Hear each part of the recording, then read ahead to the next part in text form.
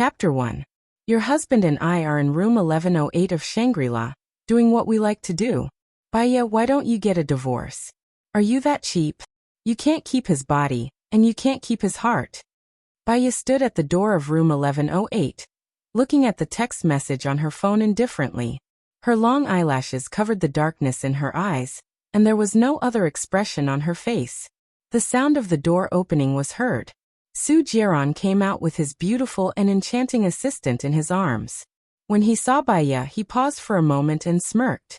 Are you here to catch us in the act again? Why don't you go in? It's so hot outside. Aren't you tired of standing? Baya looked at him indifferently. I'm afraid that I'll disturb your fun and make you see that I'm impotent. That's my fault. However, have you recovered from your illness?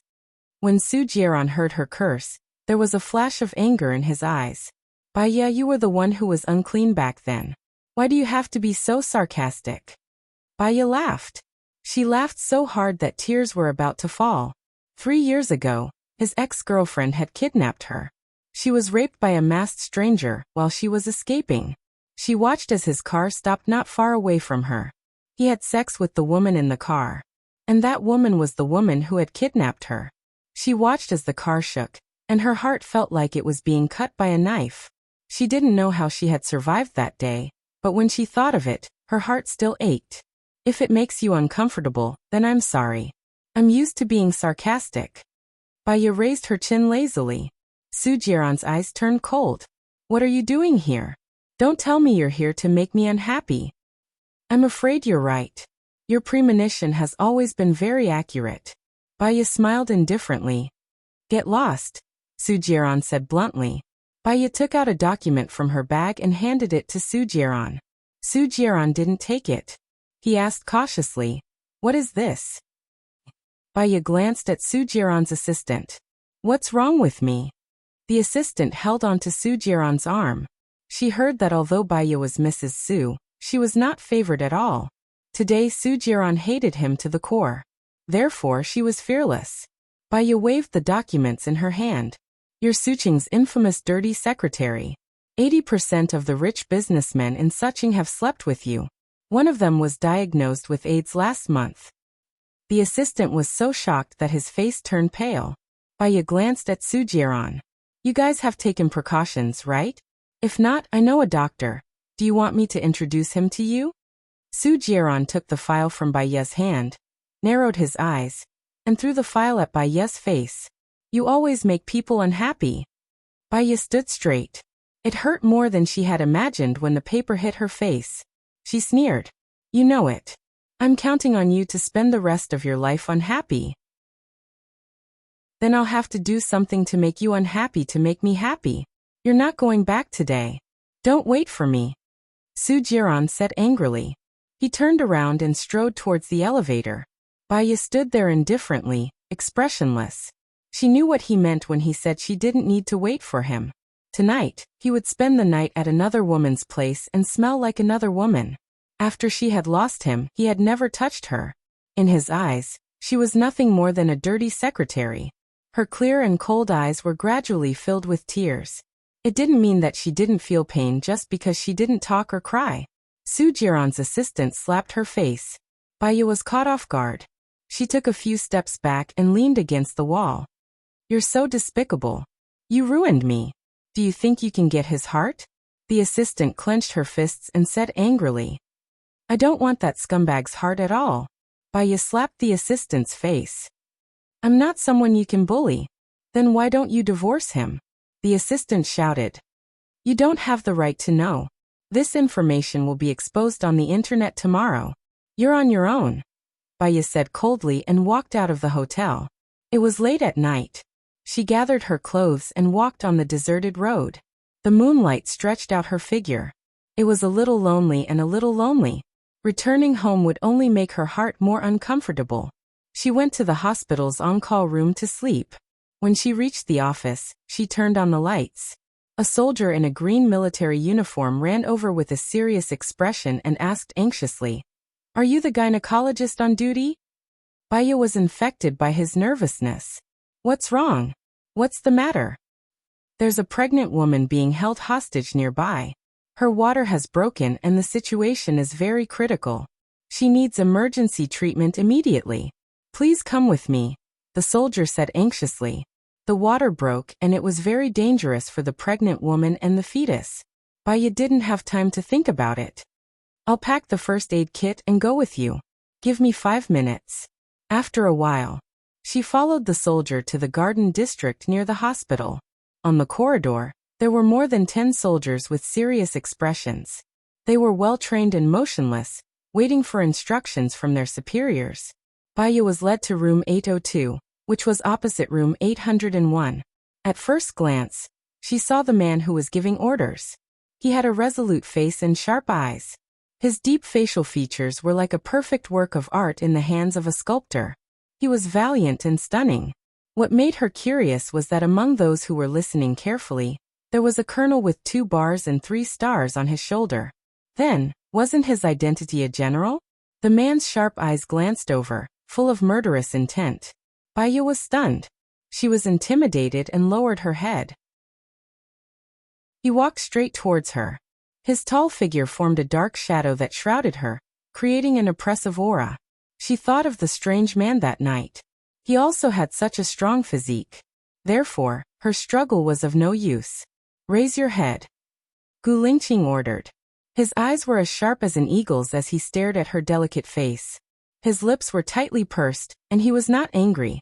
Under his pressure, Baya raised her head and looked at him. His face was cold and his eyes were sharp, which made people shudder. It was the first time she saw such a man who made people respect him, even if he didn't speak. I'm a doctor, not a criminal, Baya said. A sharp light flashed in Gu Lingqing's eyes and he ordered his subordinates. Let her go and get another one to come in. Baya was confused. Why can't I? There are 3 drug lords inside. They kill without batting an eye. Do you dare? Gu Lingqing asked sternly. Why not? Baya asked. Gu Lingqing's eyes narrowed. He held her chin and moved closer. Think carefully before you answer me. You will most likely die in there. It's not a game or a drill. His breath fell on her lips. It was very soul-stirring. Baya was stubborn. The more others looked down on her, the more she had to do it. If I'm afraid of death, I wouldn't have come here, she replied directly, staring straight at Gu Lingqing, fearless in the face of danger. Gu Lingqing frowned and looked at her deeply. Chapter 2. I'll send her in. 3 seconds later, Gu Lingqing changed his words. He loosened his hand and took a step back. No, everyone said at the same time. Lieutenant Colonel Shang reminded him worriedly. Chief, it's too dangerous for you to go in. If the deputy commander knows about it, it'll be hard for us to explain. Don't talk nonsense. It's not dangerous for anyone to go in. Stay here and wait for orders, Gu Lingqing ordered decisively. But Chief, Lieutenant Colonel Shang still wanted to say something. Gu Lingqing glanced at him coldly. Lieutenant Colonel Shang shut up and nodded helplessly. Yes. Gu Lingqing grabbed Baya's arm forcefully and pulled her to the door of room 801. Baya went to knock on the door. He held her hand. As if there was an electric current flowing through the back of her hand. Baya was shocked and withdrew her hand. She was not used to being held by a man. Gu Lingqing's stern eyes became colder, looking down at her rejection. He turned on the phone recording and said expressionlessly, Before you go in, say your last words. If you die, we'll send them to your family. Send them to my husband, Baya said indifferently and took the phone from Gu Lingqing's hand. Su Jiran, if there's a next life, I hope we won't meet again. Donate all my body, dissect it or transplant it. We won't see each other again, Baya said directly and returned the phone to Gu Lingqing. He looked at her deeply and a strange light flashed in his eyes. Any other last words? Baya's eyes softened a little. Give the rest of my money to my mother. If it's possible, I hope you can take care of her. Yes. Gu Lingqing promised. Baya was relieved and lowered her head to the door. You can go in now. The pregnant woman who is being held hostage is the girlfriend of a high-ranking official. You must ensure the safety of her and the child. In addition, before anything happens to me, nothing will happen to you. I promise, Gu Lingqing said in a deep voice. Baya paused. Her cold gaze met his eyes, which were as vast as the universe. It was so vast, so vast. In his heart, there was a sour feeling. An extremely handsome guy said to her, "Nothing will happen to you until something happens to me." Such a promise, even to a stranger, made people feel warm.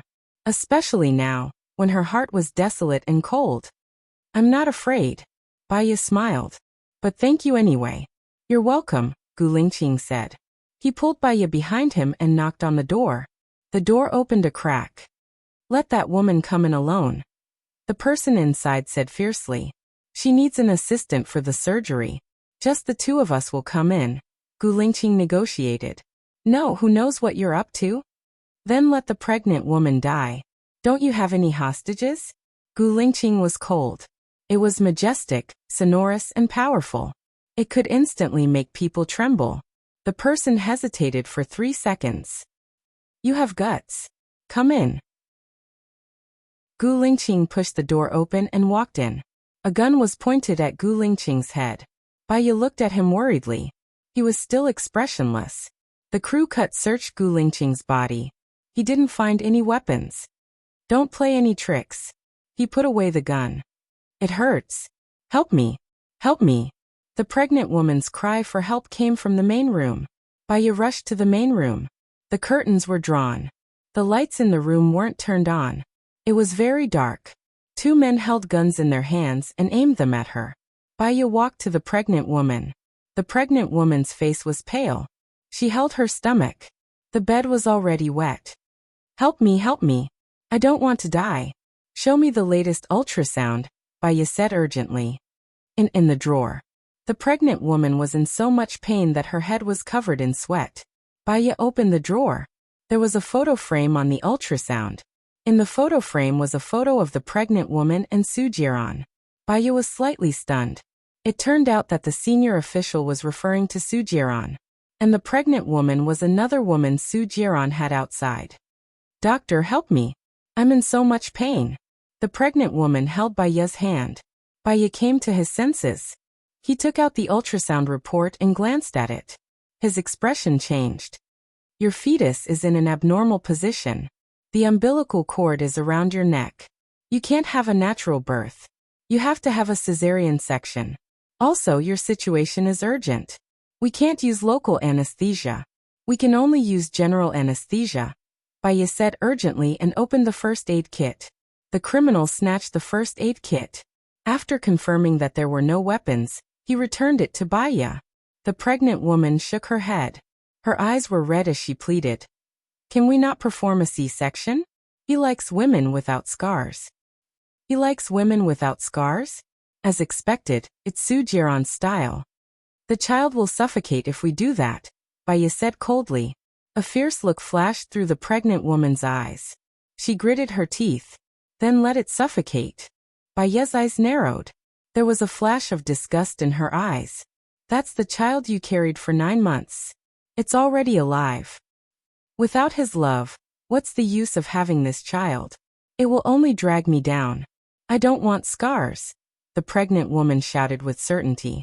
Her stomach hurt even more because of her agitation. Baya gritted her teeth. She took out the anesthetic from the first aid kit, opened it quickly, and injected it into the syringe. "I'm sorry. As a doctor, I can't promise you that. In my eyes, he's already alive," Baya said coldly. She focused on emptying the air in the syringe, preparing to inject it. Gu Lingqing held her wrist. A look of concern flashed through his deep eyes. He knew the importance of satisfying the wishes of the person involved. She would get into a lifelong lawsuit for her stubbornness. Listen to her. She's the person involved, Gu Lingqing reminded. Baya shook his hand off, but she couldn't shake it off. She was furious. She looked into his eyes firmly. "I'm a gynecologist. Delivering a child is my responsibility. If there's a problem later, I'll take responsibility. I'm not afraid of death. I didn't expect you to be so afraid of taking responsibility." Gu Lingqing was slightly stunned. He was not afraid of taking responsibility. It was just that for a moment, he was worried that something would happen to her. He let go of his hand and said coldly, "Do the surgery." Just say that it's my order. I'll talk to your director. Baya bent down and put on the rubber gloves. She said to the criminals in a serious tone, "Please leave. I need to operate on her." "No, the hostage must be in our hands. You'll operate on her right under our noses. Can she run away in such a situation?" Baya was worried that the pregnant woman's body would be seen. The criminals raised the gun and aimed it at Baya. "I'll shoot you if you talk too much." Gu Lingqing stood in front of Baya. "You won't be able to escape even if you shoot her." The criminals were hesitating. "Doctor, I can't take it anymore. The child is coming out." "Ah!" the pregnant woman screamed. A sharp light flashed through Gu Lingqing's eyes. It was useless to be in a stalemate. He opened the cupboard and took out a piece of green bed sheet. He spread it out. He protected Baya and the pregnant woman behind the sheet. Chapter 3. Baya didn't waste any time. She used a pair of medical scissors to untie the pregnant woman's pants. The baby's feet were already out. There was no time to cut her belly open. The baby would definitely suffocate if it took too long. Bear with it. Baya injected the anesthetic and cut her. The anesthetic didn't numb her body yet. The pregnant woman felt the pain and yelled, "You be *tsh, I'm going to sue you. You won't even be a doctor. Sue me when the baby is safely born. I'll wait for you," Baya said indifferently. She finally delivered the baby successfully and cut the umbilical cord neatly. Wah, wah. The child's loud cries rang out. Baya smiled and looked at the pregnant woman. The pregnant woman was unconscious. Baya's eyes narrowed. She put down the baby and checked on the pregnant woman. "Officer," she called out worriedly. Gu Lingqing looked at Baya. Her forehead and the tip of her nose were covered in beads of sweat. He had a strange feeling in his heart. "What's wrong?" Gu Lingqing asked in a deep voice. "The pregnant woman's blood pressure is very low. She needs to be injected immediately and hospitalized for observation," Baya reported. Gu Lingqing looked at the criminals and said without hesitation, "Let them go. I'll be your hostage." The three of them looked at each other. Crew Cut looked at the time on his hand. "The plane will arrive in 40 minutes. If we let them go and let you stay, wouldn't we have another bomb?" "I'll stay," Baya said. Gu Lingqing looked at Baya in surprise. There was a hint of confusion in his deep eyes. Baya smiled and said to Gu Lingqing in a gentle tone, "Send them to the hospital. Otherwise, the baby and the pregnant woman will die." "None of you can leave," Crew Cut yelled. Baya looked at Crew Cut.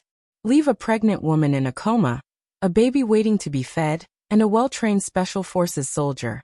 It'll be a burden for you, right?" "Let them go," the older man said. Flat Top nodded and stood aside. Gu Lingqing glanced at Baya and said nothing. He bent down and carried the pregnant woman on his back. He carried the baby with one hand and quickly left. A group of people were waiting outside. They all breathed a sigh of relief when they saw the mother and baby come out safely. "Send them to the hospital." Gu Lingqing handed the pregnant woman and the child to the soldiers. His sharp eyes swept to room 801 and ordered, "Lieutenant Colonel Shang, prepare the snipers." "Chief, they've been rescued. Our mission is complete. We can leave this to the ordinary anti-drug team. You can take a rest first," Lieutenant Colonel Shang said respectfully. "The hostage is still inside. How can he rest?" Gu Lingqing glanced at Lieutenant Colonel Shang coldly. Lieutenant Colonel Shang couldn't understand why the chief was angry, just like how he couldn't understand why the bureau chief had to personally handle this kind of mission. "Then I'll arrange a sniper right away." Lieutenant Colonel Shang nodded. "If you have to choose between the safety of the hostages and letting the tiger go back to the mountain, you can let the tiger go back to the mountain," Gu Lingqing added. Lieutenant Colonel Shang was even more surprised. The chief had always been swift and decisive. He would defeat all hostile forces and would never be lenient. Why was it so strange this time? Time ticked by. Gu Lingqing stood by the window and looked outside. His eyes were unfathomably dark. 3 years ago, he went to perform a special mission. There was a little accident during the mission. He was left in the wilderness and injected with a very strong and unusual drug.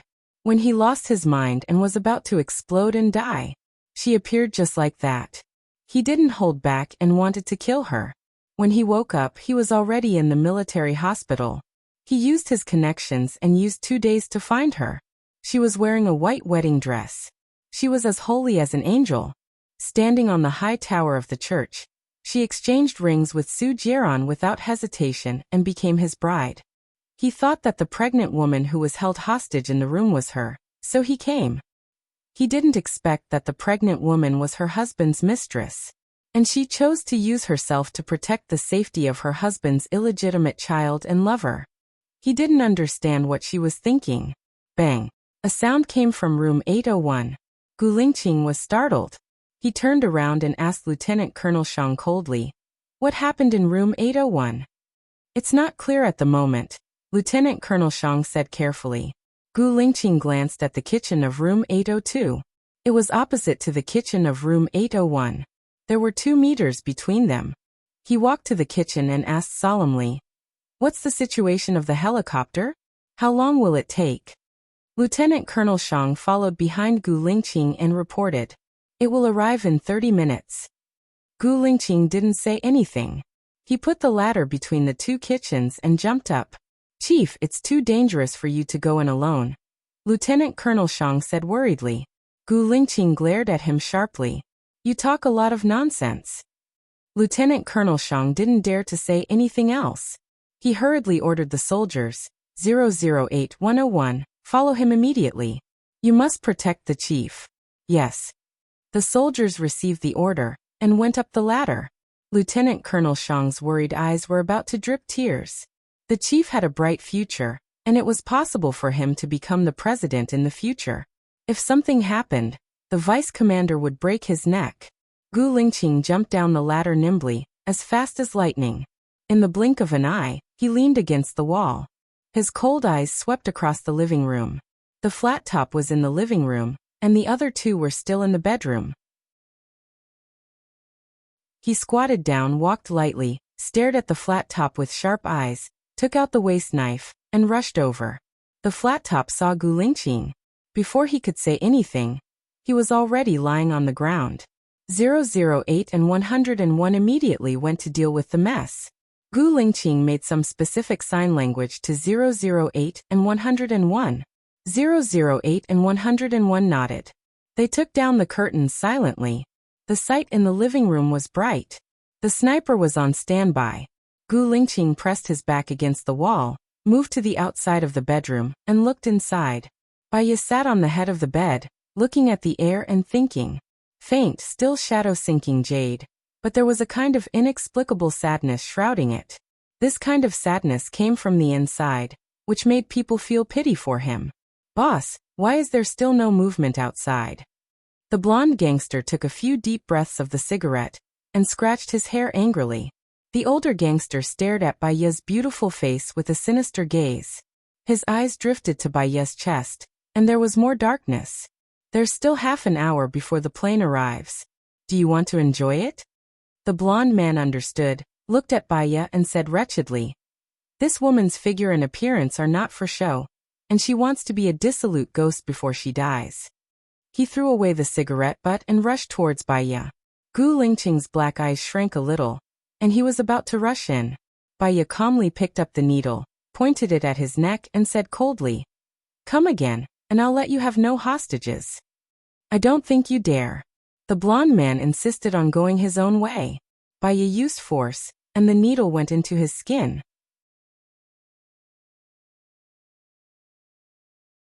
Chapter 4.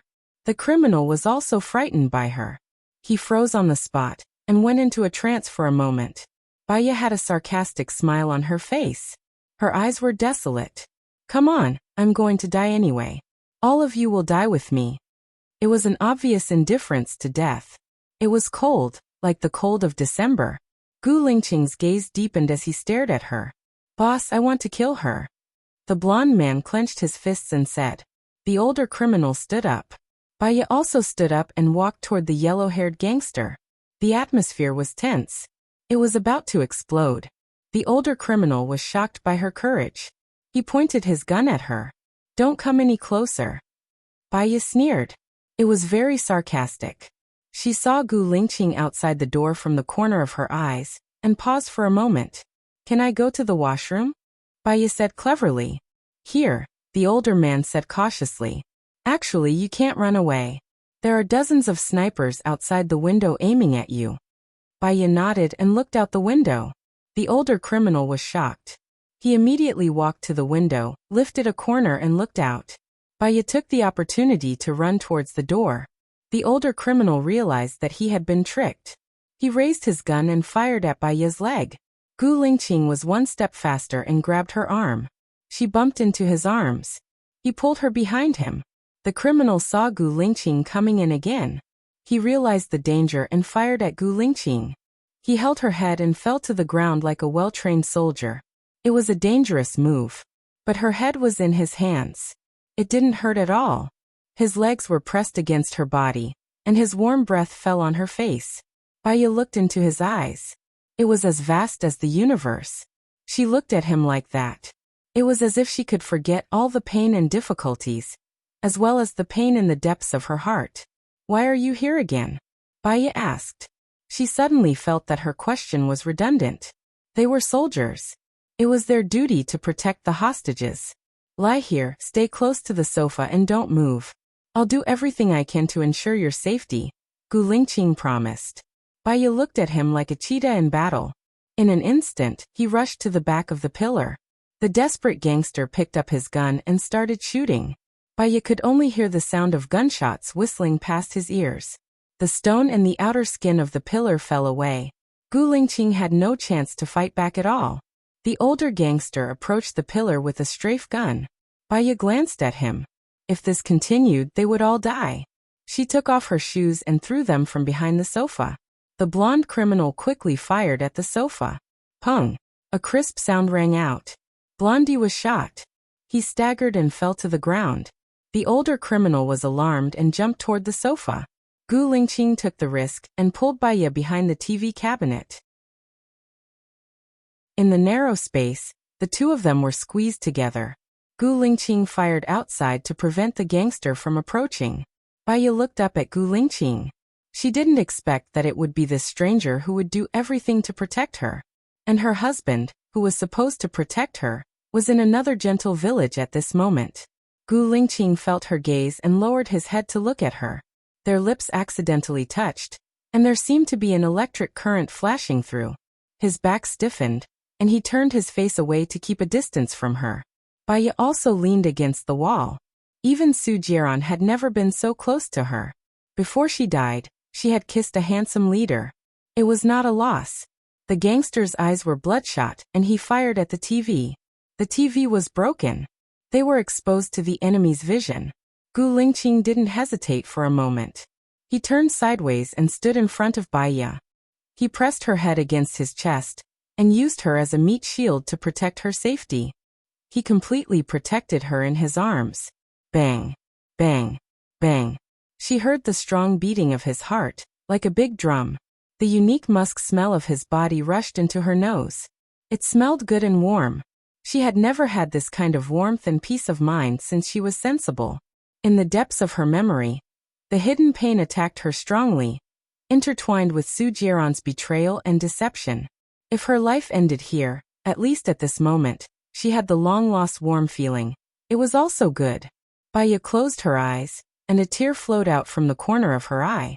Hiding in the arms of this strange man, she cried quietly for the only time. At the critical moment, bang bang, 2 gunshots. 008 and number 101, who were hiding in the dark, successfully annihilated the enemy under the guidance of Gu Lingqing. After they rushed out to check, they returned to Gu Lingqing's side and saluted. Reporting to the leader, the gangster has been executed on the spot. Gu Lingqing let go of Baya. She opened her eyes and raised the corner of her mouth. I didn't expect to be alive like this. Gu Lingqing didn't understand her tone. It seemed that she was a little disappointed. He felt a trace of coldness in his chest. Looking down, he saw a piece of dampness, and looked at Baya in surprise.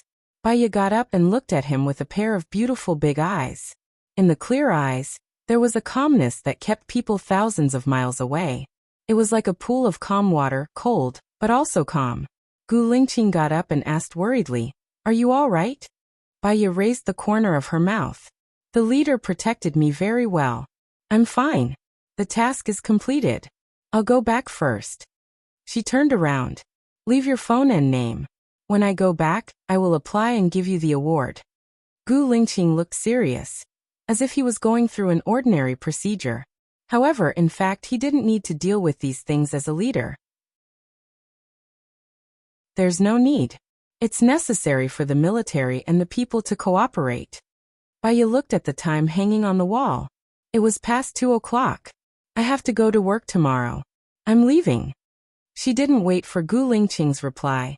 She walked into the master bedroom and picked up her emergency box. Gu Lingqing stood at the door, his tall and straight posture solemnly, looking at her with a profound gaze. She walked past him without saying anything, opened the door and walked out. The room was very quiet, as if she had never appeared before. Gu Lingqing looked down at the dampness in his chest again. There was an inexplicable feeling in his heart. 008 Follow her. Make sure she gets home safely before going back to the camp. He ordered seriously. Yes. 008. 101 quickly left. Lieutenant Colonel Shang breathed a sigh of relief. He walked in and stood respectfully in front of Gu Lingqing. Reporting to the leader. Under the wise leadership of the leader, this task has been successfully completed. 28 team members are already on standby outside. Please give your instructions. Go back. Gu Lingqing said simply and walked out of the door. Downstairs, a military Land Rover was ready to go. Gu Lingqing leaned his body slightly and got into the back seat. The car passed by Baiya. Gu Lingqing looked out of the window subconsciously. Baiya carried the emergency box and walked on the way back to the hospital. He was thin and weak, but he had the carefree manner of an ancient Taoist. "Lieutenant Colonel Shang," Gu Lingqing shouted. "Yes." Lieutenant Colonel Shang immediately turned his head and waited for Gu Lingqing's instructions. Chapter 5. In a villa located halfway up the mountain in Ning District. The room was dimly lit, and the room was filled with apple aromatherapy. On the pink bed, the sheets were wrinkled. Su Jiaran was sitting with his eyes half closed. His eyelashes, which were as thick as fans, covered his eyes, which were like black lotuses. She could not see the killing intent that flashed in his eyes from time to time. His rosy lips were slightly parted in a sexy manner. He was like an angel in the hands of a sculptor. He had an exquisite appearance, a charming personality, and a charming smile that was always on his face. "I want it," the girl begged. He lowered his head and smiled wickedly. He pinched her lovely chin. "Do you want it?" "Yes. I'm a little tired today. Let's do it another day," Su Jiaran said cruelly. He stood up and walked into the bathroom. Tonight, he felt that it was meaningless. Su Jiaran left this golden nest early in the morning. After leaving the villa, he picked up his phone and called Baiya. 1 ring, 2 rings, 3 rings. Baiya did not pick up the call. He smiled wickedly and murmured, "You've learned to throw a tantrum? Very good." He then dialed the number of her apartment in the city center. 1 ring, 2 rings, 3 rings. His patience was gradually wearing thin. "Hello." The maid of the house, Bai Qi, said sleepily. "Where's Madam?" Su Jiaran asked coldly. "Yes, sir. Madam is not back yet," Bai Qi replied. "She's not on duty today, is she?" Su Jiaran's eyes became even colder. "No." As soon as Bai Qi finished speaking, Su Jiaran hung up the phone. Baiya has learned to stay out at night. He sped up and drove to the hospital. Baiya returned to the hospital. She opened the drawer and took out her phone.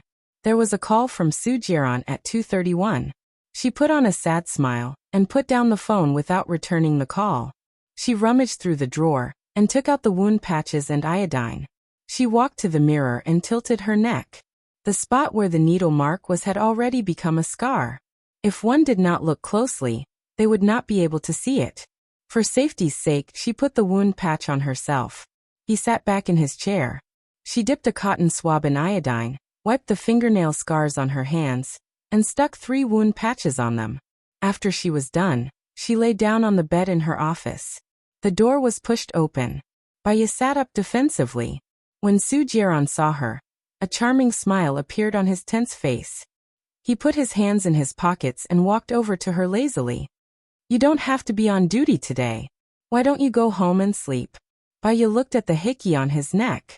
He had just finished his business. Why are you here?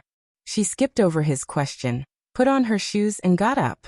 Just passing by, Su Jiaran said leisurely, seeing the wound on her neck. A sarcastic smile appeared on his handsome face.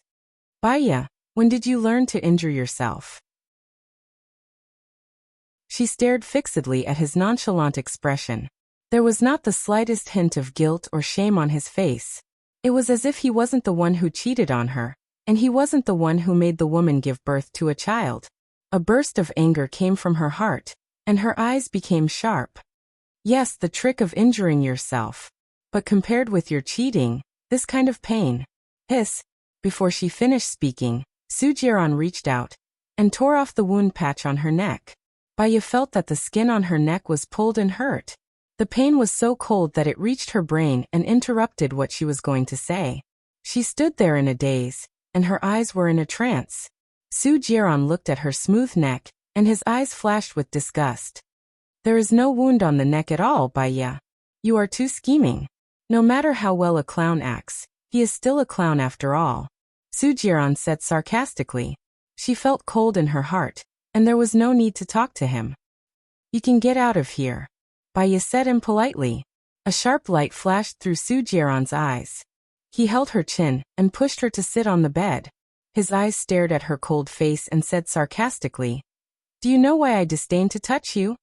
She pursed her mouth and didn't speak. She looked at him with wide eyes without blinking. The strings in her heart were touched, and it hurt. That's it now. She wanted to print his cruelty and bloodthirst in her mind, so that her heart would slowly cool down until it no longer hurt. Seeing that she didn't speak, Su Jiaran became angrier, and didn't hide his disgust for her. Because you are so arrogant and annoying, and your affectation makes me lose my appetite. Her eyelashes flickered, and her watery eyes were covered with a layer of mist.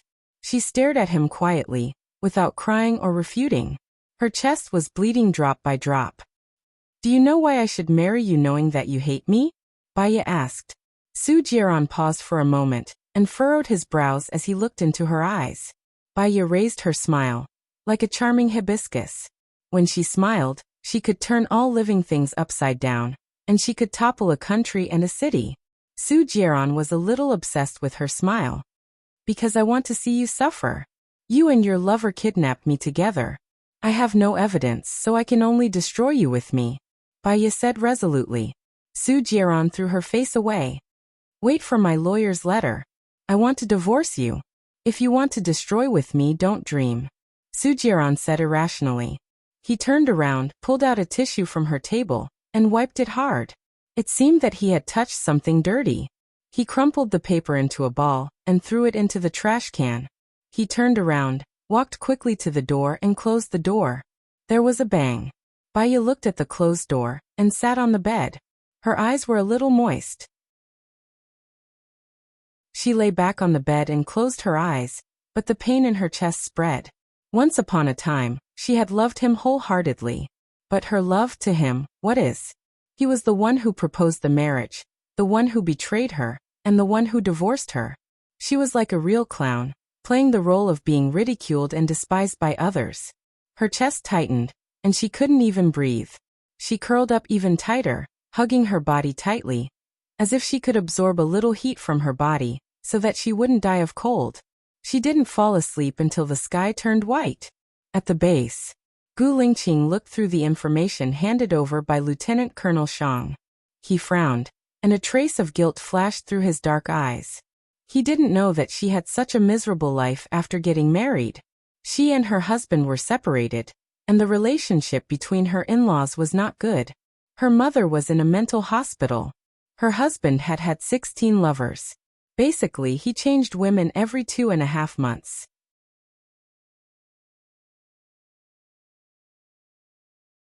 Chapter 6.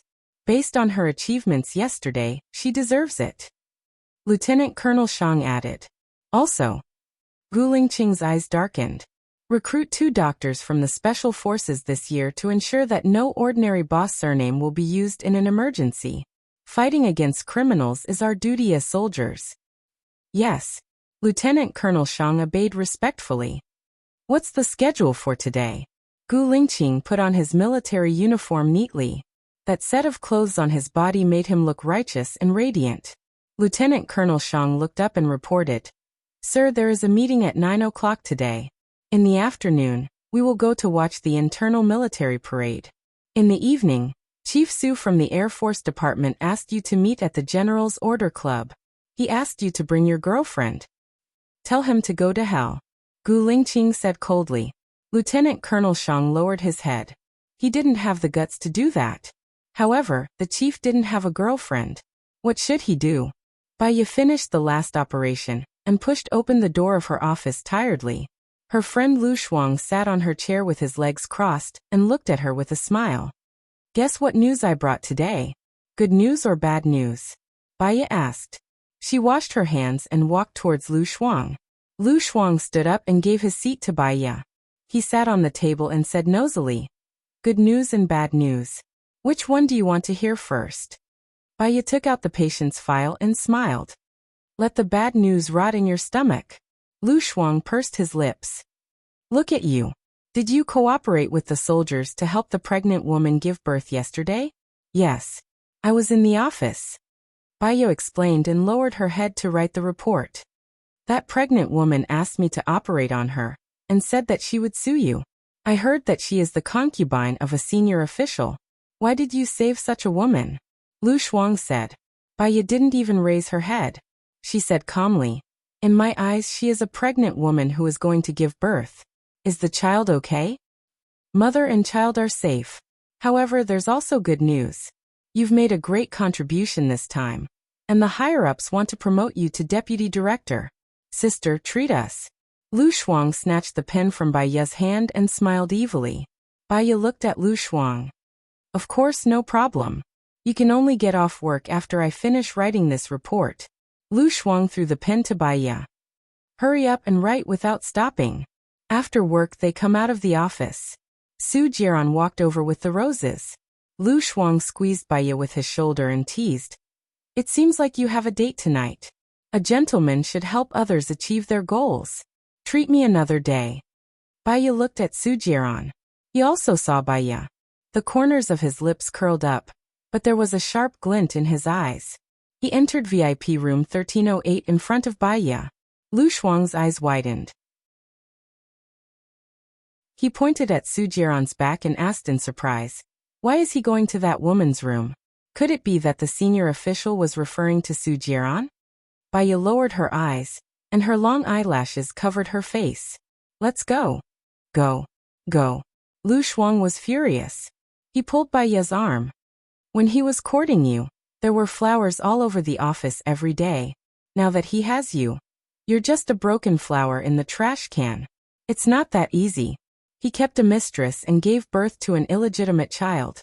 Baiya, if you continue to be so nice, you'll lose your position sooner or later," Lu Shuang said. Baiya twitched the corner of her mouth. She looked at Lu Shuang coldly. "Do you think I still care about Mrs. Su's position? That's not what you said. Why is he using your husband's identity to flirt around outside? He even gave birth to a child." Lu Shuang was getting more and more agitated. Baiya's eyes turned red. Tears welled up in her eyes, but she held it in and didn't show it. "I'm angry because I care." "I don't want to be angry," Baiya said coldly. "But you still care. You're still sad. It's not that you don't want to talk about it, but it doesn't hurt. Su Jiran is too much.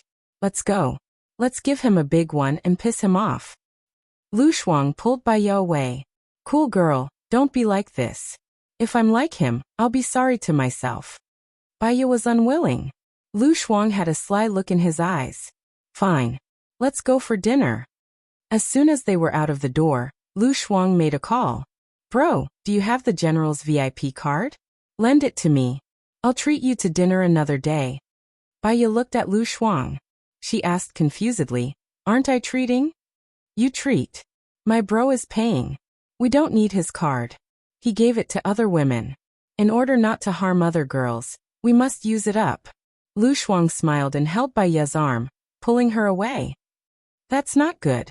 I'll pay for it. I'll swipe my card. Just give me the money. Let's go to my house first. I'll do your makeup for you. Your face is so pale. Their security will call the police. Lu Shuang said sneakily. Baiya was speechless. In the general's club, Baiya sat on the chair. She pulled her neckline nervously. The hem was too short. She looked at Lu Shuang's excited face. She felt like she had fallen into a trap. Lu Shuang not only made her wear a V-neck spaghetti strap skirt, but also put on so much makeup that even her mother couldn't recognize her. When are we leaving? Baiya urged. She had drunk too much. Her head was very heavy now. What's the hurry? Do you know what kind of people are in this VIP room? Lu Shuang asked with sparkling eyes. Aliens?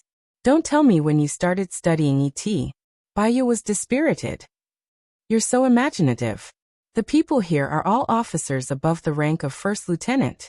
They're strong, powerful, influential, and good-looking. If you can seduce one of them, you'll definitely be able to enjoy yourself tonight. Lu Shuang revealed his purpose. Baiya pressed her forehead. She closed her eyes for a while and murmured, "You're crazy. I don't want to." Lu Shuang glanced at the door. A man with an imposing aura walked in. Even the lobby manager went to greet him. He didn't enter the lobby. Instead, he was guided by the manager to the expensive diamond room. The point was that the man was really good-looking. His facial features were as sharp as a knife. They were perfect. He was like a work of art created by God. He was outstanding. It was him. Lu Shuang crooked his finger at the bartender and said sneakily, "Give me a glass of water." The bartender passed the water to Lu Shuang. She threw a pink pill in and pushed Baiya. "Xiaoya, wake up. Drink this glass of water. I'll get someone to send you to bed."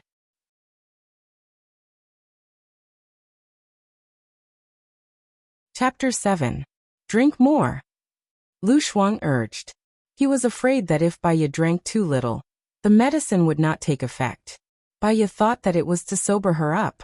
Her head was heavy, so she gulped down 2 more mouthfuls. Her stomach was too full. Her stomach was churning violently. She ran to the washroom and vomited everything. After vomiting, her head became even dizzier. Lu Shuang held Baiya, worried that she would vomit out all the medicine, and her efforts would be in vain. He put the glass of water against Baiya's lips. "Drink 2 more mouthfuls and you'll be fine in a while." Baiya did not suspect anything and drank all the water. Soon, the heat spread from her spine and spread everywhere. Her vision began to blur, and her body became limp. She leaned on Lu Shuang. Lu Shuang held Baiya, walked to the door of the diamond room, and knocked. Gu Lingqing opened the door, looked at her indifferently and said coldly, "Who are you looking for?" Lu Shuang was shocked by his aura. Looking at him from a close distance, he was so handsome that it took one's breath away. For her sister's happiness, she was ready to go all out. "Your girlfriend is drunk, please send her back." Lu Shuang pushed Baiya out. Gu Lingqing dodged alertly, and his sharp eyes glanced at Baiya. He paused for a moment, and was very surprised. Seeing that she was about to fall to the ground, he quickly grabbed Baiya's hand. Baiya leaned on his shoulder softly. The strong smell of alcohol on her body wafted in his face. Doubts flashed through his mind, and he looked at the door. The girl just now had disappeared. "Is she your girlfriend?" Su Changhao looked at Baiya in surprise, and the corners of his mouth raised. "She's quite pretty. It seems that my sister is going to be sad." Baiya squinted her eyes, and she was very uncomfortable. She pulled her V-neck and said vaguely, "I'm not feeling well." Gu Lingqing lowered her head to look at her. At one glance, she saw that her eyes narrowed. If this continued, she would be exposed. He picked her up, turned his back to Su Changhao, and said coldly, "I'll send her back first." "We haven't gotten to the point yet." Su Changhao stood up. "What you said before was all nonsense. Tell me the main point over the phone." He carried her, and left without looking back. Baiya tilted his head and looked at Gu Lingqing in confusion. There were many overlapping shadows in front of him. She couldn't even see who it was. Vaguely he even began to hallucinate. The discomfort and heat in her body became more and more obvious. That uncomfortable feeling made it difficult for her to speak. Gu Lingqing entered the VIP elevator. She cupped his cheek. Gu Lingqing's entire body froze as he stared straight ahead. Do you want me tonight? Baya asked gently. He frowned slightly on his expressionless face. Emollien's eyes deepened as he looked down at her. The memories from 3 years ago came to his mind. He clearly remembered the feeling of having her. Because he couldn't stop, even when she begged for mercy, under the effect of the drug, he didn't stop when his mind was collapsing. He even desired more. You're drunk. Gu Lingqing looked away and said coldly. Baya couldn't accept it. Did he really not want to touch her? She turned his face and gave her red lips. The moment their lips touched, there was a flash of light. Gu Lingqing's back was stiff. He didn't react or retreat. She glanced at his lips, and all her tenderness was used in this kiss. A murmur came out of her breath without reservation. Gu Lingqing felt his body tense up. After drinking, she took the initiative, which made her even more charming. She was more mature and charming than 3 years ago. He was the one who changed her from a girl to a woman. She also became more charming. There was a ding. The elevator door opened. Gu Lingqing turned his face away and walked quickly to the car. Baya felt uncomfortable. She couldn't reach his lips. Lieutenant Colonel Shang was waiting by the car. He saw that their superior chief didn't push away in anger when he was kissed for the first time. Dumbfounded, he opened his mouth. Open the door, Gu Lingqing ordered. Okay. Lieutenant Colonel Shang opened the back door. Gu Lingqing put Baya in the back seat and sat next to her. She rushed up, unbuttoned his shirt in a hurry, and lowered her head to kiss him. Her small tongue slid across his skin, searching for something, until it reached his heart. Gu Lingqing frowned and clenched his fists. He was struggling with his mind. Baya felt very uncomfortable when she didn't get a response. Her eyes were filled with tears. She said softly, "Kiss me, huh?" Gu Lingqing was about to break down. 3 years ago she didn't know anything. She was as clean as a piece of white paper. Now, she was so hot that she was like a succubus. Lieutenant Colonel Shang was curious, and wanted to look back. Gu Lingqing glanced at Lieutenant Colonel Shang with his sharp eyes. He tightened his jaw and ordered domineeringly, "Don't look back without my order. Unless you don't want your eyes anymore." Lieutenant Colonel Shang didn't dare to look. He straightened his back and looked forward. Baya was annoyed by his indifference, and her heart ached. She kissed his earlobe and asked pitifully, "Don't you want to touch me that much?" Gu Lingqing's Adam's apple moved sexily. God knew how much willpower he needed now. Except for that time with her, he had never touched other women. He was at the age where he was full of vigor. He pinched her chin and raised it. His cold eyes were a little aggressive, and his breath was on her face. "Are you sure?" Baya looked at him. That feeling was strange. It made her a little scared but also expectant. She and Su Jiran were husband and wife. They should have been together a long time ago, shouldn't they? Her big watery eyes were red, and she nodded shyly. His dark eyes were shining, and his resolute face was tense. He said in a low voice, "Don't you regret it?" "I won't regret it," Baya said with certainty. Lieutenant Colonel Shang's face turned red, and he asked carefully, "Chief, should I get off the car by the roadside, or send you to the hotel?" "To the military area," Gu Lingqing ordered. He lowered his head and kissed her lips. The warm air aroused her lingering sweetness, and the fire flowing in their blood slowly burned their spirits. It was so hot that it seemed to burn them. Baya whispered. Apart from that mysterious man, she had never been touched by anyone else. Pain occupied all of Baya's body, and her body trembled slightly. Her reaction was beyond his expectation. Could it be that she and Su Jiran had never been together? How could it be? They had been married for 3 years. The realization made him very uncomfortable. He deliberately didn't think about it, and deepened the kiss.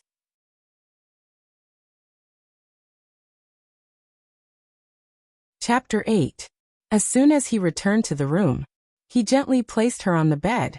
A moment later, her dress was thrown on the floor. Her music was definitely the catalyst for his hormones. He endured the pain. This time, He wanted to take care of her feelings. He didn't want to let her only feel pain like 3 years ago. Her eyes were closed and her eyelashes fluttered. He realized a serious problem. She didn't even know who he was. His ink lotus eyes tightened, and he got up in irritation. He walked quickly to the bathroom and turned on the tap. The cold water poured down from his head. His gaze became even deeper and darker. After it calmed down, he walked out. Baya was already asleep. Her clothes were still on the floor. Her slender legs were slightly bent, and there were mermaid lines on her flat abdomen. Sexy, enchanting, and cold. He helped her put on her clothes. He gently placed her little head in the middle of the pillow and covered her with a blanket. He sat on the bed and stared at her. The room was very quiet. It was so quiet that it seemed like the overflowing passion and the overlapping of their souls were just an illusion. 3 years ago, he was the one who ruined her first time. Was it because of him that her relationship with her husband was so bad now? Guilt and pity flowed through his eyes. He got up and walked out of the door. Lieutenant Colonel Shang was holding Yuding in his hands. Chief, let her eat this within 72 hours. She won't get pregnant. Gu Lingqing frowned. She doesn't need to eat this? Is she in her safe period? Lieutenant Colonel Shang asked in surprise. Gu Lingqing looked at Lieutenant Colonel Shang coldly. In his silence, he seemed to be able to kill without a trace. Lieutenant Colonel Shang didn't dare to look at him and lowered his head. Gu Lingqing glanced at Su Ting in Lieutenant Colonel Shang's hands. There was a complicated look in his deep eyes. I didn't touch her. Huh. Lieutenant Colonel Shang paused. Didn't that mean that the chief hadn't had sex yet? That was too unfortunate. He didn't understand the chief's taste at all. How could he be so abstinent? Go and arrange a female orderly to take care of her. Wash your brain clean of what happened tonight, Gu Lingqing ordered. Oh, Lieutenant Colonel Shang replied. In addition, go and buy some of the most high-end cosmetics, Gu Lingqing ordered again. Oh. Lieutenant Colonel Shang looked at the bureau chief suspiciously. What was the bureau chief thinking? He didn't want a piece of fat meat that was already in his mouth, but he still wanted it. He didn't understand. In the morning, Baya opened his eyes. She had a terrible headache because of her hangover. He sat up and looked around. The blanket was army green. 2 books were neatly placed on the bedside table. One was closed with a bookmark, and the other was a Russian book, open and full of notes. Opposite the bed was a bookshelf full of books. On the bookshelf were 2 hanging baskets, a red flag, and dozens of trophies. The whole room was filled with a masculine smell. Not hers. Baya frowned. Her memory ended when Lu Shuang handed her a glass of water. After that, she couldn't remember anything at all. She drank herself into a coma. Just as he was about to get up, an orderly came in with a tray. On the tray were some toiletries. Baya was surprised. Who are you? Why am I here? The orderly smiled at Baya. The bureau chief asked me to take care of you last night. These are your toiletries. Bureau chief? Baya had no memory of it. Yes. You can wash up first. Little Qin pushed open the bathroom door, put the things on the dressing table, and went out. Baya walked into the bathroom suspiciously. On the dressing table, there were neatly placed men's products. She felt a strange sense of awkwardness. She slept on a man's bed last night. Walking in front of the mirror, Baya was shocked when she saw herself in it. She had dark circles under her eyes. Her fake eyelashes were gone, and her face was smudged. She quickly brushed her teeth and washed her face. However, those dark circles stubbornly couldn't be washed away. A bottle of makeup remover was placed in front of her. Baya raised her head. Gu Lingqing looked at her deeply. Under his thick eyebrows, there was a pair of handsome and cold eyes. He didn't look angry but looked powerful. Baya recognized him. He was the bureau chief who saved her that day. She had no memory of how she came here. I'm sorry, I was very drunk yesterday. Baya apologized. Okay. He made a sound from his throat and said in a deep voice, use this makeup remover to wash up. Oh, thank you. Baya took it. He put a set of cosmetics on the dressing table. You can use these. I don't use women's cosmetics. After saying that, Gu Lingqing turned around. Baya looked at the brand. It was a French brand of Guerlain. A 30 milliliters bottle of moisturizer from this brand costs more than 15,000. She couldn't afford it. She went out with the gift bag of cosmetics. Gu Lingqing sat on the sofa. Even his sitting posture was upright, noble, and elegant. He was holding the Russian book that he had just taken notes on, and reading it attentively. There was a bowl of porridge, a fried dough stick, a glass of milk, and a bowl of soup on the coffee table in front of the sofa. Baya walked to him. He didn't even raise his head, as if she didn't exist. Well, I can't take this. Baya put the gift bag next to the sofa. His eyes were still on the book, as if he didn't want to talk to her. Baya was very embarrassed. She was ready to leave, and took a step towards the door. Finish the breakfast on the table before you leave, Gu Lingqing said in a deep voice. Baya looked at Gu Lingqing. He still didn't look at her. If there weren't only the two of them here, she would think that he was talking to someone else. Baya sat in front of the dining table. The bowl next to it is for sobering up. Drink it first, Gu Lingqing said again. Baya looked at him suspiciously. He didn't look at her, but why did she feel that he saw everything? She really had a headache. She picked up the bowl and finished it. She was suspicious. Gu Lingqing's attitude towards her was so strange. Could it be that she was talking nonsense when she was drunk yesterday? I was drunk yesterday. I didn't say anything overboard, did I? Baya said worriedly. He flipped a page elegantly and asked casually, what overboard did you think you would say? Did she really say it? A blush flew to her face. Baya smiled awkwardly. I heard from my bad friend that I will talk nonsense when I'm drunk. You don't have to believe it, Chief. He raised his head, and his dark eyes were dyed with an unfathomable depth. He stopped for a second on her rosy face and saw her nervousness and embarrassment. His cold eyes narrowed and shot out a ray of coldness.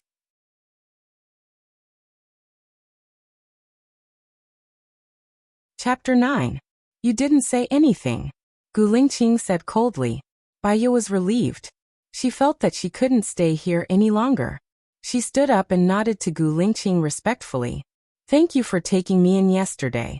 I'll go back first. Take the cosmetics away, Gu Lingqing ordered. No need. I bought it for you. Who else would want it if you don't want it? Gu Lingqing's tone became colder. Baya was a little afraid of him. She picked up the gift bag and said, I'll transfer the money to you when I go back. Please give me your account number. When you have the money, you can pay me back at the military base. He quickly wrote down the phone number on the paper and handed it to Baya. Call me when you arrive. Okay. Baya took it respectfully. Gu Lingqing took a deep look at her, dialed a number and ordered, send Miss Gu out. Today was her day off. After returning, she put the gift bag on the coffee table, changed her clothes, and went to the mental hospital to visit her mother, Bai Bing. Bai Bing had been suffering from mental illness since she was divorced. 5 years ago, with the help of Su Jiran, she was treated and her condition improved.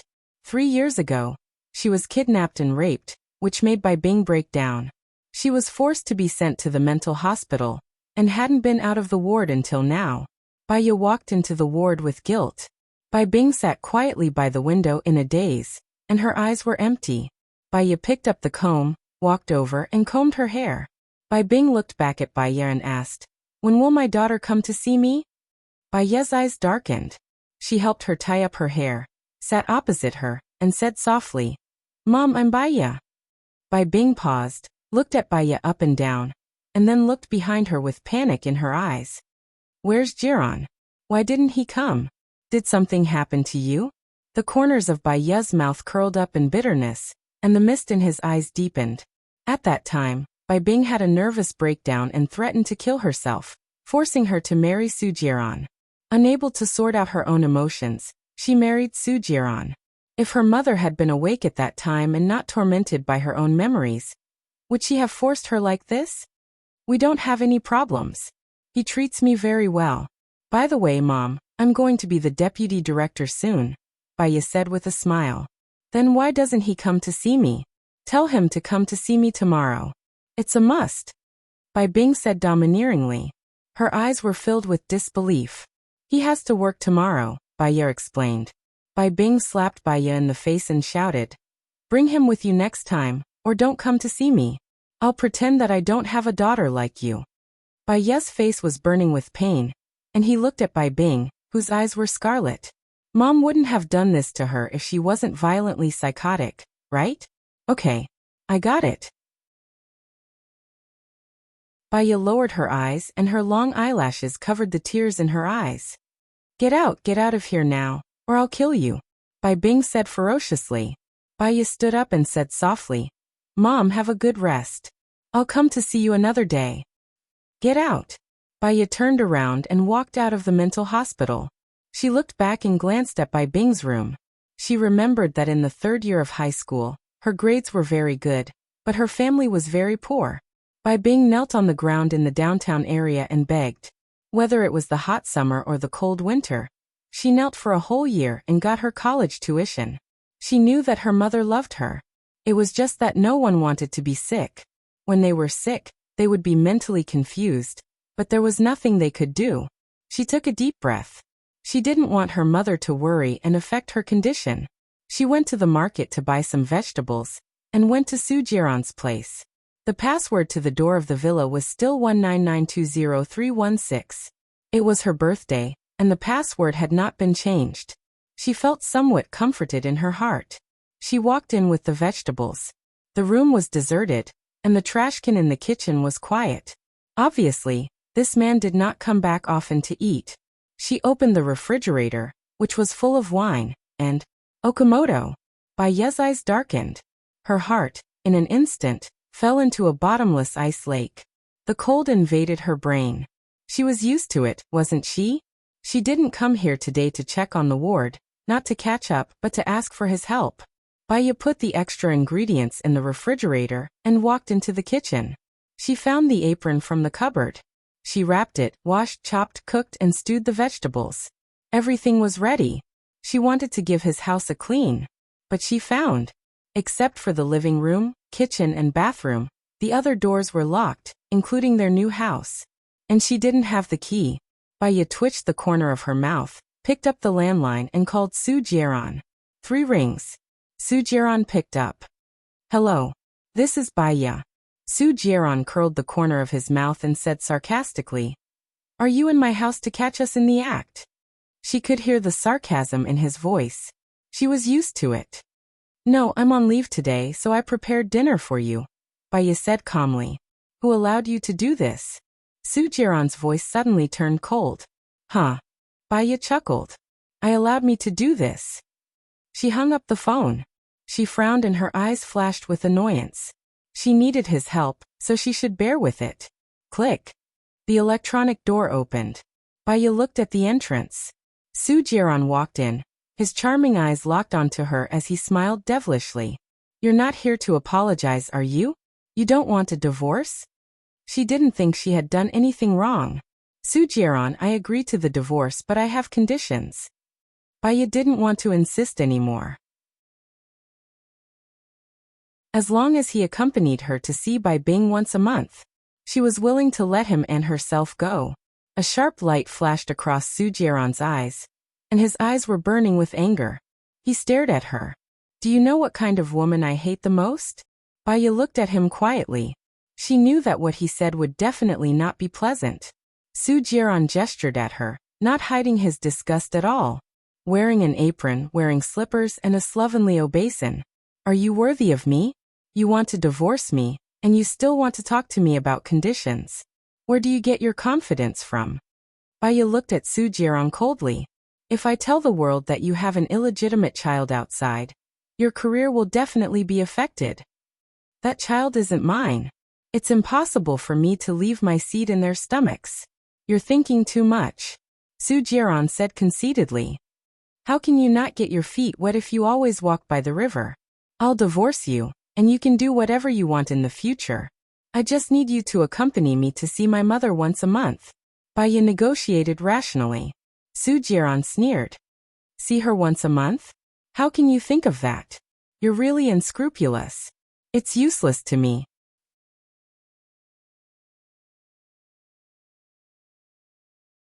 Chapter 10. Su Jiran stood in front of her, frowned and sniffed. There was the smell of smoke, alcohol, and the unique smell of a luxurious place. His dark eyes instantly turned sinister, and he asked, "Where did you go yesterday?" "I accompanied Lu Shuang to the General's Order Club." Baya didn't lie. She was upright, magnanimous, and had a clear conscience. Su Jiaran's eyes were filled with disgust, and he said disdainfully, "You're so disgusting." Baya sneered, "Same here." She walked outside. "Wait," Su Jiaran said coldly. Baya turned back to look at him. Su Jiaran's cold gaze swept across the table. "Clean this up. I don't like the dishes you cooked." Baya looked at him quietly. Her heart was aching. No matter how dirty she was, she only had one man, and she was raped. He was clean, and he had already had more women than she could count.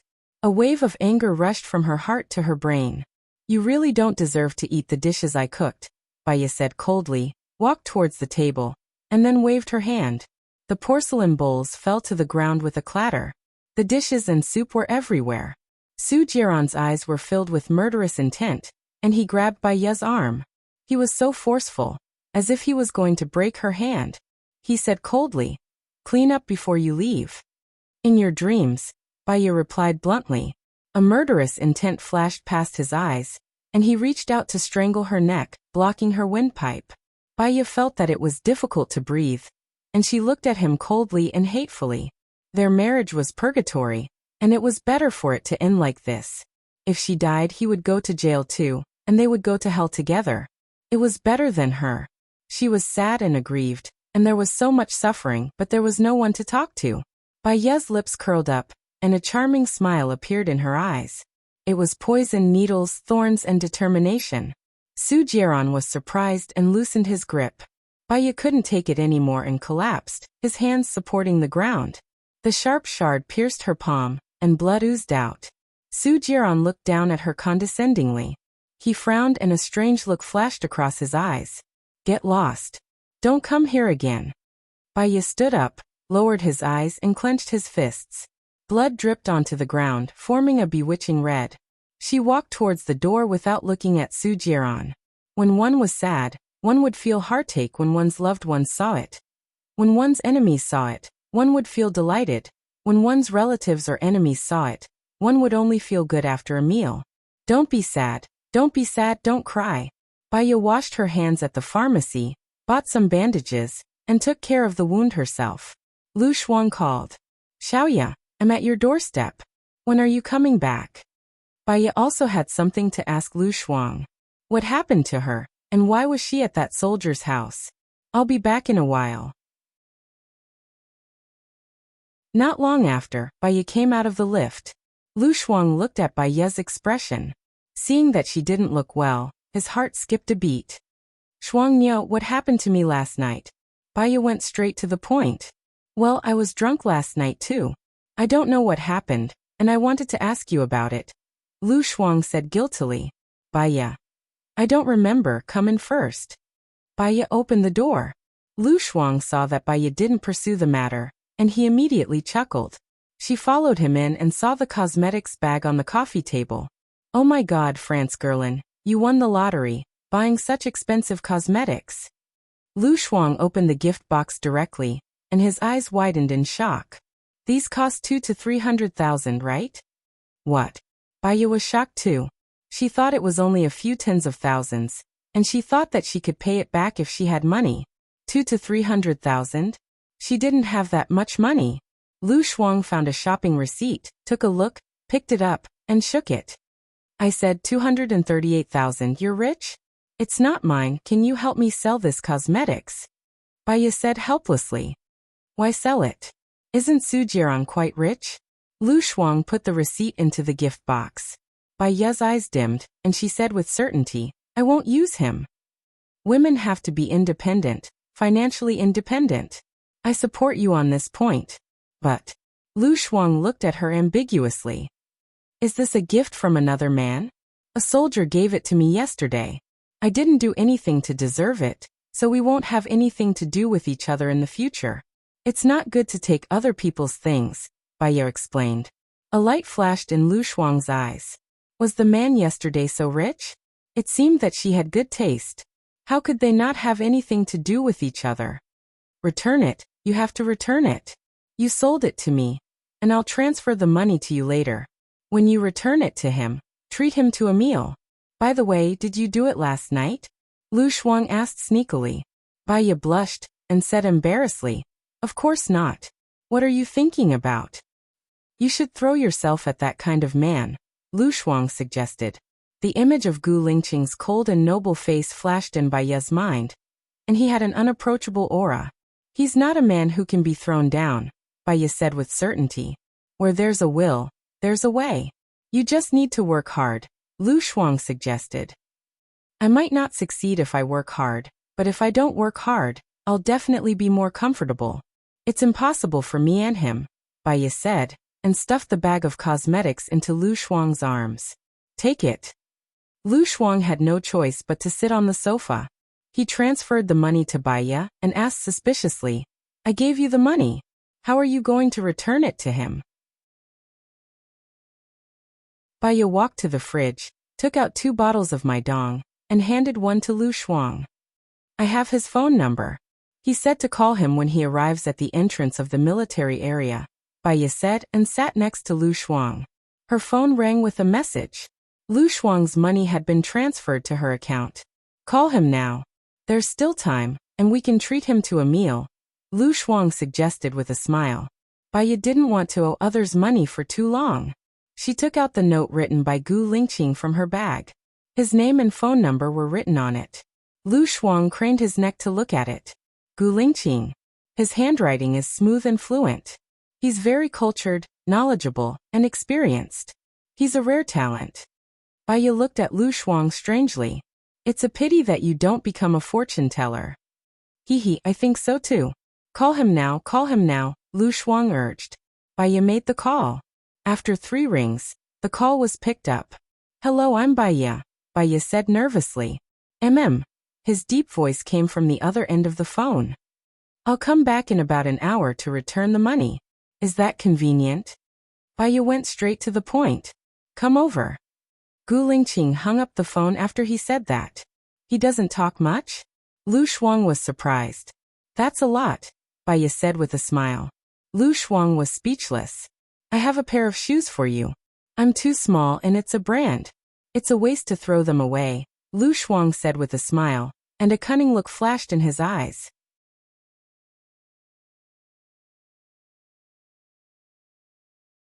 Chapter 11. Baiya had just arrived at the entrance of the military base. A Land Rover drove to her side and stopped. The car was very familiar. The black car window rolled down. Gu Lingqing looked at her sternly, his chin glancing at the car. Get in. He used a commanding tone, not allowing anyone to reject him. Baiya guessed that he was avoiding her, so she opened the door to the front passenger seat and got in. In the car he didn't say anything, just leaned against the car. The atmosphere was very stiff. How do I transfer the money to you? Baiya asked nervously. He didn't look at her. There was no warmth in his eyes. I don't take bribes. It's the money for your cosmetics, Baiya explained. If you don't like those cosmetics, just throw them away, Gu Lingqing said coldly. It didn't sound like a joke, it seemed like it was true. Baiya had a strange feeling in her heart. She didn't like his domineering attitude. You're making things difficult for me. It's equivalent to me taking your things for nothing. It's not appropriate. After all, we have nothing to do with each other. Gu Lingqing looked at her deeply and asked, You want to have something to do with me? Baiya. She could hear the ambiguous tone in his voice. This feeling made her feel very uncomfortable. She faintly rejected it. I have a husband. You think I don't know? Gu Lingqing looked ahead and continued driving. Baiya couldn't figure out what Gu Lingqing was thinking. She looked out of the window in annoyance. Help me do something, Gu Lingqing said in a low voice. He was stating a sentence. Baiya didn't say anything. She pursed her lips. Don't ask what it is. Gu Lingqing looked at her and said, Since you called me, it's definitely something I can help you with. Although I don't remember what happened the day before yesterday, I think you definitely helped me. Of course I should help, I can help, Baiya said straightforwardly. But she used you. This word alienated the relationship between them. Be my girlfriend, Gu Lingqing said lightly. Baiya looked at him in shock and disbelief. It's just a fake. Gu Lingqing added, glancing at her. It's just a party. I'm married. It's not suitable for me to pretend to be your girlfriend, right? Baiya reminded. The corner of Gu Lingqing's mouth twitched. His vast and boundless eyes were like a hidden ocean with a profound meaning. It's because you're married that I'm not worried about you having improper thoughts about me, isn't it? Baiya paused. It seemed like what he said made sense. It was impossible for him to have improper thoughts about a married woman. Otherwise they would have. Baiya cleared his throat. What was she thinking? His cell phone rang. Seeing that it was from Lu Shuang, she answered the call. How was your date with that soldier? Lu Shuang asked happily. Baiya's cell phone was leaky. She suspected that Gu Lingqing would hear it. She felt awkward and lowered her voice. What date?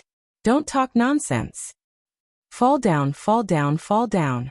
He will definitely let you enjoy it. Ha! Lu Shuang's hearty laughter came through. If you continue to talk nonsense like this, I'm hanging up. Baiya was a little annoyed. I'm just joking with you. I have a gift for you later. Have fun. Fall down, fall down, fall down. Lu Shuang said and hung up the phone faster. The car suddenly became quiet. Baiya licked her lips. She glanced at Gu Lingqing. He looked at the car coldly. She didn't know how much he heard and wanted to explain. But if he didn't hear it, her explanation would seem guilty. In the end she said nothing. She looked out of the window. The car passed by the Sheraton Hotel. Su Jiaran walked out with a beautiful woman in his arms. He was in a good mood and whispered to the beautiful woman in his arms. Then he showed an evil smile and kissed the woman's forehead. Baiya slowly turned her face away and leaned against the chair. She closed her eyes and looked at the front indifferently. Mist gathered in her eyes and spread out. Just like her feelings, she compressed all her memories of Su Jiaran into that small room in the deepest part of her heart. If she didn't touch it or think about it, she wouldn't feel heartache. The phone rang. She saw that it was Su Jiaran's call. She paused and didn't answer. The phone rang again. She answered it. Where are you? Su Jiaran's tone was frivolous as usual. From time to time, there was the sound of a woman laughing and panting. Where am I? You don't seem to care. Baiya showed a trace of anger in her coldness. Go back to your apartment within an hour. I'll go to your place, Su Jiaran said coldly. Baiya hung up Su Jiaran's call, turned off the phone, and threw it into her bag. Gu Lingqing looked at her. I can let you get out of the car now. No need. She looked ahead resolutely. Gu Lingqing's deep eyes showed pity. He frowned and felt annoyed. He sped up and drove on the road. After a while, the car drove to the dock. They stopped in front of the big cruise with the Gu flag. Gu Lingqing opened the door for Baiya. She got out of the car. Gu Lingqing put one hand on her shoulder and hugged her gently, leaving enough space between them. He had a smell that she liked, like the fragrance of mugwort leaves. There was a faint sense of peace and leisure. She promised to pretend to be his girlfriend. She could accept this kind of arm around his shoulder. Even if she was pretending, she had to make a good scene. They boarded the ship. Su Changhao walked over with his hands in his pockets leisurely. His gaze shifted to Baiya and glanced at Gu Lingqing. Was she okay yesterday? Gu Lingqing responded. He put more force on Baiya's shoulder and pulled her into his arms. Su Changhao raised his eyebrows inside. Looks like my sister's heart can't take it tonight. Go in, they've been waiting for you for a long time. Gu Lingqing hugged Baiya and went in. The ship set sail and was a little shaky. Baiya couldn't stand steadily. His hand moved from her shoulder to her waist, firmly stabilizing her body. Baiya felt numb at her waist as if there was an electric current. Her back stiffened and she looked at him.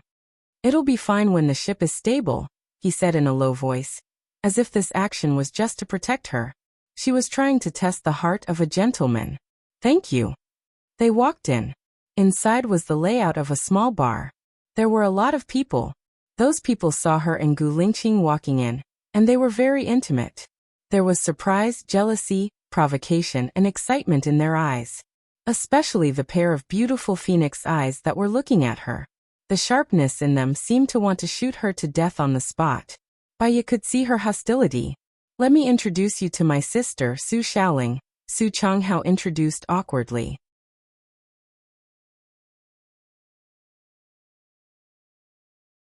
Chapter 12. I don't need to explain to you whether I like you or not, Gu Lingqing said indifferently. Su Xiaoling's sharp eyes glanced at Baya with hatred. She said aggressively, "Are you Gu Lingqing's girlfriend? Do you think you deserve him?"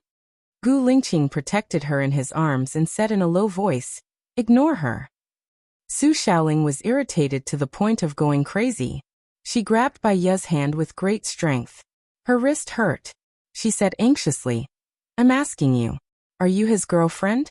Baya analyzed the relationship between them and kept silent. Su Xiaoling. Gu Lingqing pulled Baya behind him and said coldly, "You are hurting my girlfriend." Su Xiaoling ignored Gu Lingqing. She shouted at Baya with red eyes, "Are you his girlfriend? Why don't you say it? Are you mute? This man is not yours. How can you be so shameless?" "I'm afraid you are the shameless one," Baya said coldly. Su Xiaoling's eyes were full of killing intent. "You are a clown in my eyes now. How much money did Gu Lingqing give you? I will give you 10 times more. Disappear now. Don't you think you are the clown now? Only stupid women ask for love. Smart women ask for dignity," Baya said righteously. Su Xiaoling slapped Baya's face. Gu Lingqing held Su Xiaoling's arm faster. His black eyes were covered with a layer of cold light. He warned, "Don't go too far." "Am I the one who is going too far? You are my fiancé, but you brought another woman here." Su Xiaoling was trembling with anger. "It is enough to have Zhou Hailan. Don't force me. I have never admitted you as my fiancé." A dark light flashed in Gu Lingqing's dark pupils. He said sternly, "If you treat her like how you treated Jiani, I won't let you go." The atmosphere instantly froze to zero. All right, stop arguing." Su Changhao came over to be the peacemaker. He held Su Xiaoling's hand and said, "Stop fooling around, sister. After all, you are not his fiancé." Su Xiaoling shook off Su Changhao's hand. Her eyes were red as she stared at Gu Lingqing. "Do you dare to kiss her? If you kiss her, I will believe that she is your girlfriend." Gu Lingqing remained silent. Su Xiaoling snorted disdainfully. "You don't dare, Gu Lingqing. In this world, only I am worthy of you. Don't run away anymore." Gu Lingqing sneered and turned to face Baya. There was a strange light in his eyes, which shocked Baya. She subconsciously took a step back. He pressed down on the back of her head, his warm lips touching hers. A string of electric current flashed through his lips. Baya's eyes widened in surprise, and she was in a trance for a moment. He had acted. She pursed her lips tightly, not letting him have his way. His slender fingers went into her hair bun and pressed her neck, forcing her to raise her head. His tongue pried open her teeth, and the strong taste of sunshine entered her mouth and the tip of her nose. Baya's heart was beating wildly. She didn't like kissing a strange, emotionless man. She pushed his chest away with her hand. He grabbed her resisting hand, and the kiss became domineering and wild. Breathing heavily on her face, he kissed her deeper and deeper, more and more lingering. Baya remembered that 3 years ago, the man was also domineering. Baya was trembling all over, and she hit his back. Gu Lingqing couldn't stop himself, so he let go of her red and swollen lips. Baya looked at him defensively, wanting to slap his face. But she had promised to pretend. It was not kind of her to slap him. Her wariness made his eyes darken even more.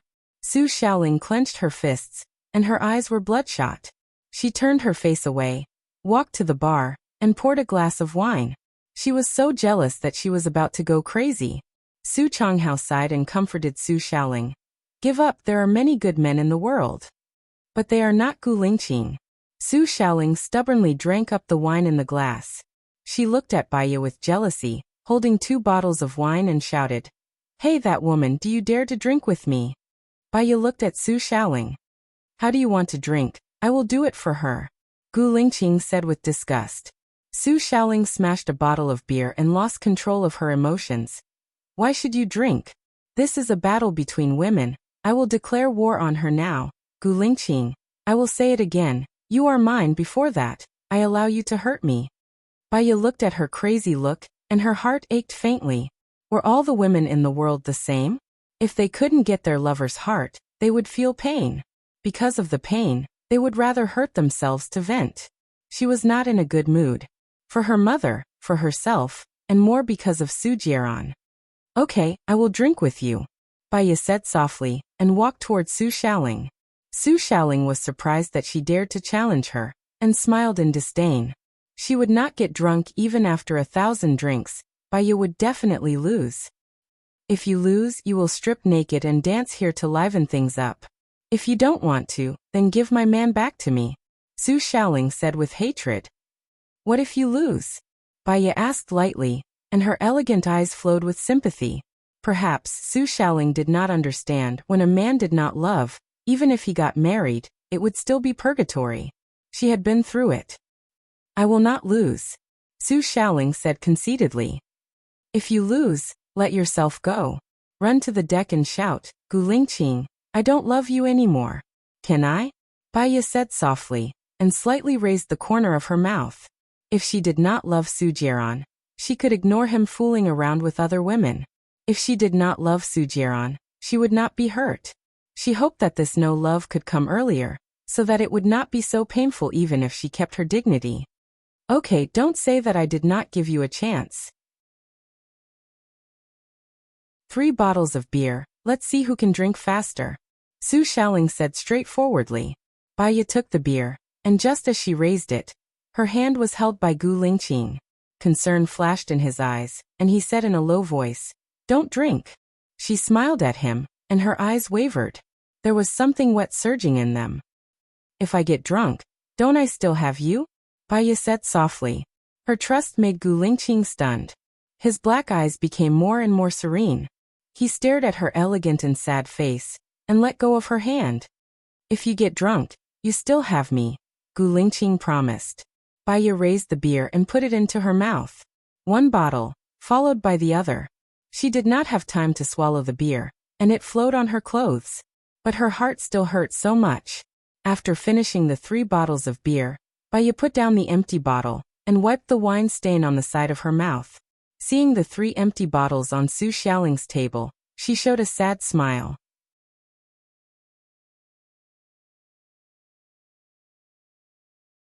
Chapter 13. She lost.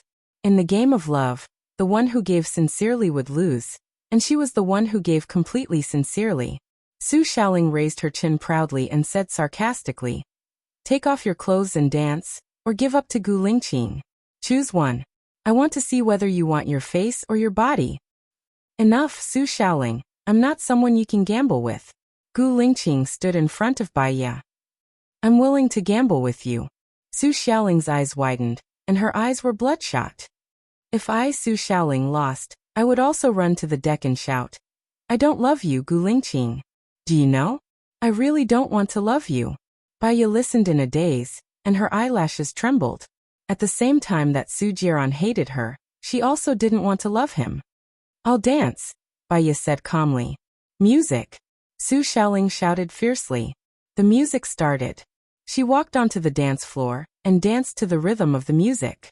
It was as if she was the only one in the world, and nothing else existed. In fact, she was the only one in the world. The person she loved didn't love her, and the person who loved her was nowhere to be found. Take off your clothes, Su Shaoling shouted with a ferocious look. Baya looked at her. Fortunately, she kept her dignity, and didn't want Su Shaoling to be so hateful. Baya unbuttoned her shirt. Her slender waist swayed rhythmically, and her gorgeous and fantastical movements displayed her superb dancing skills. She was seductive at times, and gentle at other times, like a dancing elf, skillfully performing in the music. Everyone was stunned, including Gu Lingqing. His eyes were locked on her. He didn't know that she could dance, and she could dance so well. The men around her stared at her like wolves. Gu Lingqing frowned. Su Changhao, take your sister away. Su Shaoling felt that she went for wool and came home shorn. She let that woman steal the limelight. Gu Lingqing took off his suit jacket and walked towards her. He wrapped it around her, blocking everyone's greedy gazes. Her body exuded a sweet fragrance and moist heat, directly into his nose. Huh? Baya smiled foolishly. Her eyes were filled with undisguised sadness, and her tears were about to drip. I must look stupid right now, right? His black lotus eyes were very deep as he blurted out. You want me to like you? Baya thought she was hearing things and looked at him. She thought she had misheard. Gu Lingqing pulled her away and said in a low voice, You're drunk. Baya lowered his eyes. She must be drunk. After a while, he pulled her to the second floor and handed her the key card. You'll be staying in this room tonight. Aren't you going back tonight? I have to go to work tomorrow morning. Baya was worried. Go back to the dock tomorrow morning. I'll send you to the hospital. I won't let you be late. Don't worry, Gu Lingqing promised. Since that was the case, she couldn't force him. After all, she wasn't the one driving the ship. Thank you. Baya turned around, opened the door, and walked in. He glanced at her red heels and frowned. Pity flashed in his eyes as he turned around and left. Baya entered the room, sat on the sofa, and took off her shoes. The heels of the shoes Lu Shuang gave her were too hard. The skin on the heels was worn out. She shouldn't have asked for it. Baya sniffed her body. It reeked of alcohol. She still had to go to work tomorrow. She changed into the disposable slippers and walked into the bathroom. She washed her hair and took a shower. She washed her clothes and hung them in the bathroom. She went out with a towel around her waist. Gu Lingqing sat on the sofa. In front of the sofa was a medical kit. He was rummaging through the things he needed. He saw Baya coming out from the corner of his eye. He looked up and looked at her. She was only wearing a towel, revealing her beautiful collarbone. The towel could only cover her buttocks, revealing her slender, fair, and beautiful legs. Baya was shocked when she saw him. After all, she wasn't wearing any clothes. Why are you here? She asked nervously. Come here. Gu Lingqing ordered. Baya explained awkwardly. My clothes were washed. It's not convenient. What are you worried about? He was a little angry and said in a low voice, Come here. His tone was domineering that she couldn't refuse. She could only slowly take a breath and said softly, I want to rest. Gu Lingqing ignored her and found iodine and wound patches in the medical kit. Sit down. He was too lazy to look up. He tore off the paper on both sides of the wound patch and put it on the table. Baya knew his intention. There was a trace of warmth in her heart. She said softly, I can do it myself. Thank you. He didn't order her anymore. This woman was more stubborn than he had imagined. He directly grabbed her hand and forcefully pulled her to his side. Baya hadn't sat down yet. He picked up her foot and put it on his lap. His movements were clean and neat, just like his previous actions, swift and decisive. Baya was shocked. She wasn't wearing any clothes inside. That would expose her. She immediately turned her face to the side and clamped her thighs, not leaving any gap. Gu Lingqing didn't seem to notice. He picked up the iodine and applied it gently. This kind of gentleness didn't match the impression he gave others. She didn't feel any pain when the iodine was applied on her foot. On the contrary, his warm hand held her hand. It felt very comfortable. The leather of that pair of shoes is too hard. Don't wear it in the future, Gu Lingqing reminded. Okay, Baya responded. The other foot, Gu Lingqing said in a low voice. Baya first turned to the other side and lifted her foot. Gu Lingqing felt that her actions were strange, so he pulled her ankle into his hand. Baya let out a soft cry. Gu Lingqing cleared his throat. His Adam's apple moved, and he lowered his head to help her treat the wound. Neither of them spoke. The air was filled with ambiguous emotions, making one's mouth dry and heart flustered. Are you done? Baya urged. Don't move, Gu Lingqing reminded. His voice was a little hoarse, full of male hormones and danger. After we get off the boat, we won't be meeting again, right? Baya asked. Gu Lingqing's eyes turned cold. If you don't want to meet, I believe we won't have the chance to meet in the future. What he said was also ambiguous. What did he mean by if she didn't want to and if she wanted to? Would they be able to meet? What identity would they be using to meet? After all, they lived in two different worlds. There was an occasional warm interlude in their lives.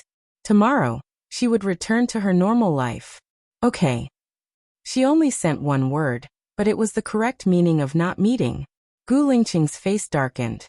He applied the bandage on the wound, and didn't wait for Baiya to retract her foot. He stood up straight and looked down at her. His deep eyes were sunken, and a trace of anger flashed through them.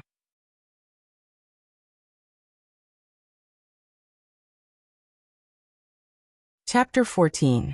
His tone was firm and brooked no refusal. Baiya's eyes widened in surprise. She immediately stood up and said awkwardly, "Isn't this room for me?"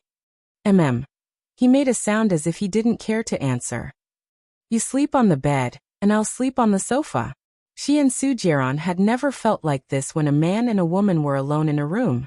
Their faces instantly turned red, and their minds were a little muddled. No, we're just a couple. We don't have to sleep in the same room." As soon as she said that, Gu Lingqing's dark eyes flashed with layers of darkness. He walked towards her. She wasn't his warrior, nor was she a soldier, but the domineering aura he exuded made her shiver uncontrollably. She took a step back and fell onto the sofa. Gu Lingqing pressed down and put his hands on the sofa, encircling her in his arms. His frosty eyes locked onto Baiya. She could feel a strong sense of oppression without saying a word. "What's wrong?" she asked. Her eyes flickered with a trace of panic. "Am I a snake or a beast? Are you so eager to avoid me?" he asked, not losing any of his sharpness. "That's not what I mean," Baiya hurriedly explained. It was just that he was high and mighty, and she was a married woman. They were two strangers who would never have any interaction. It wasn't appropriate for them to stay in the same room. But when she said it out loud, it felt as if she didn't trust him. She didn't say it out loud and changed her words. "I'll sleep on the sofa." His eyes softened a little, but they were still vast and boundless. "There's only one room left. I won't touch you. Don't worry, you can sleep on the bed and I'll sleep on the sofa." Of course she trusted him. If he wanted to touch her, he would have done it yesterday. But he probably wouldn't like her. Gu Lingqing got up and walked towards the bathroom. She remembered that her clothes, pants and skirt were still cold in the bathroom, so she shouted anxiously, "Wait a minute." He looked at her coldly, and his eyes were slightly captivated. He smiled. "Why? You want to help me bathe?" She was surprised that such a high and mighty gentleman would say such a thing. She felt very uncomfortable and walked towards him. "No, how is that possible? I have some things inside. Let me pack them up first, then you can go in." Gu Lingqing didn't refuse and looked at her condescendingly. Baiya hurriedly put the things away. The disposable shoes were very wet. "Ah!" she screamed, and it looked like she was about to fall. Like a bolt of lightning, he grabbed her arm and pulled her into his embrace. His movement was too big, and the towel fell down. Gu Lingqing's bewitching eyes tightened, her body temperature rose, and she looked at her. Baiya was so embarrassed that she couldn't say anything. Her skin turned red. I'm sorry," Baiya said. Gu Lingqing released her. Baiya immediately picked up the towel and wrapped it around her body. He didn't seem to be in a hurry to leave. His burning eyes stared at her rosy face as he walked forward. Baiya retreated and leaned against the cold wall. The chilling temperature stunned her. He walked in front of her and placed his hand on her head. She felt like she was going to be burned by his gaze. "Are you afraid?" Gu Lingqing said in a low voice. His eyes were confused. Seeing that she didn't deny it, his eyes dimmed a little. "To me, you are more like a poisonous snake or a ferocious beast." Baiya looked at him in confusion. Was he saying that she was annoying? She was the one who wasn't wearing clothes. She was the one who insisted on entering the bathroom, and she was the one who fell down. Even the bath towel falling down was so coincidental. If she were him, she would also think that she did it on purpose. "I'm sorry," Baiya apologized. She lowered her head, feeling very embarrassed and uncomfortable. Gu Lingqing looked at her. "I'll leave the room to you. I'm going out," he said in a low voice. He turned around, and there was a layer of illusion in his eyes. He was deeply afraid that he would do the same thing to her 3 years ago. 3 years ago, he was bewitched by the drug. Just now, It was an impulse that he couldn't explain. In the hall on the second floor, Lu Jiai sat next to Gu Lingqing and poured tea for him elegantly. Cousin, Grandma said that the Gu Corporation is yours. It's fine if you don't attend the press conference on Tuesday, but you must come to the banquet tonight. Gu Lingqing's clear eyes glanced at her as if he knew everything. I can attend the banquet, but if my motive is not pure, don't even think about me attending it in the future. Lu Jiai looked troubled and tried to persuade him. Cousin, actually, Xiaoling has liked you since she was young. What she did in the past was because she loved you too much. Grandma also thinks that you are at a suitable age for marriage. Xiaoling is the best match for you in terms of family background, knowledge and ability. So tomorrow's banquet is really a trap. Gu Lingqing sneered and put down the teacup. He said coldly, if I don't like her, I won't want her even if I have to give up the whole family business.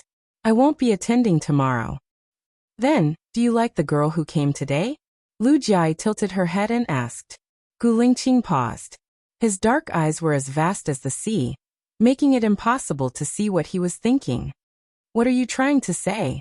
I think she's too weak. You know Grandma's criteria for choosing a daughter-in-law. I'm afraid that the path you've chosen will be difficult, Lu Jiai said worriedly. You're thinking too much. As long as I like her, no matter how many obstacles there are in front of me, I will clear them in advance. Gu Lingqing said confidently. He was glowing. His current achievements were earned step by step through his own hard work, not by relying on the deputy commander's father or his background that was as rich as a nation. Lu Jiai admired her cousin very much. She smiled. If you weren't my cousin, I might be even crazier than Xiaoling. Gu Lingqing's eyes darkened. If I don't like her, I won't like her. I'd rather have nothing than have something inferior. I won't force myself. I'm sure you'll dote on your wife in the future. Lu Jiai sighed. Bai Ye's face flashed across Gu Lingqing's mind. His eyes darkened. Help me prepare a set of women's clothing and a pair of soft cotton flat-soled leather shoes. Send them to me tomorrow before I go ashore. Also, bring me a blanket. I'll sleep in the living room tonight. You were chased out of the room by her. This was really unexpected. Lu Jiai teased. Cousin's charm is unparalleled. Go do your work. Don't talk so much. Gu Lingqing frowned in annoyance. Oh. Lu Jiai glanced at Gu Lingqing. She stood up with a smile and walked out of the living room. Gu Lingqing lay on the sofa. He was thinking about the scene in the bathroom just now. That scene was exactly the same as what had happened 3 years ago. What would have happened if he had told her back then?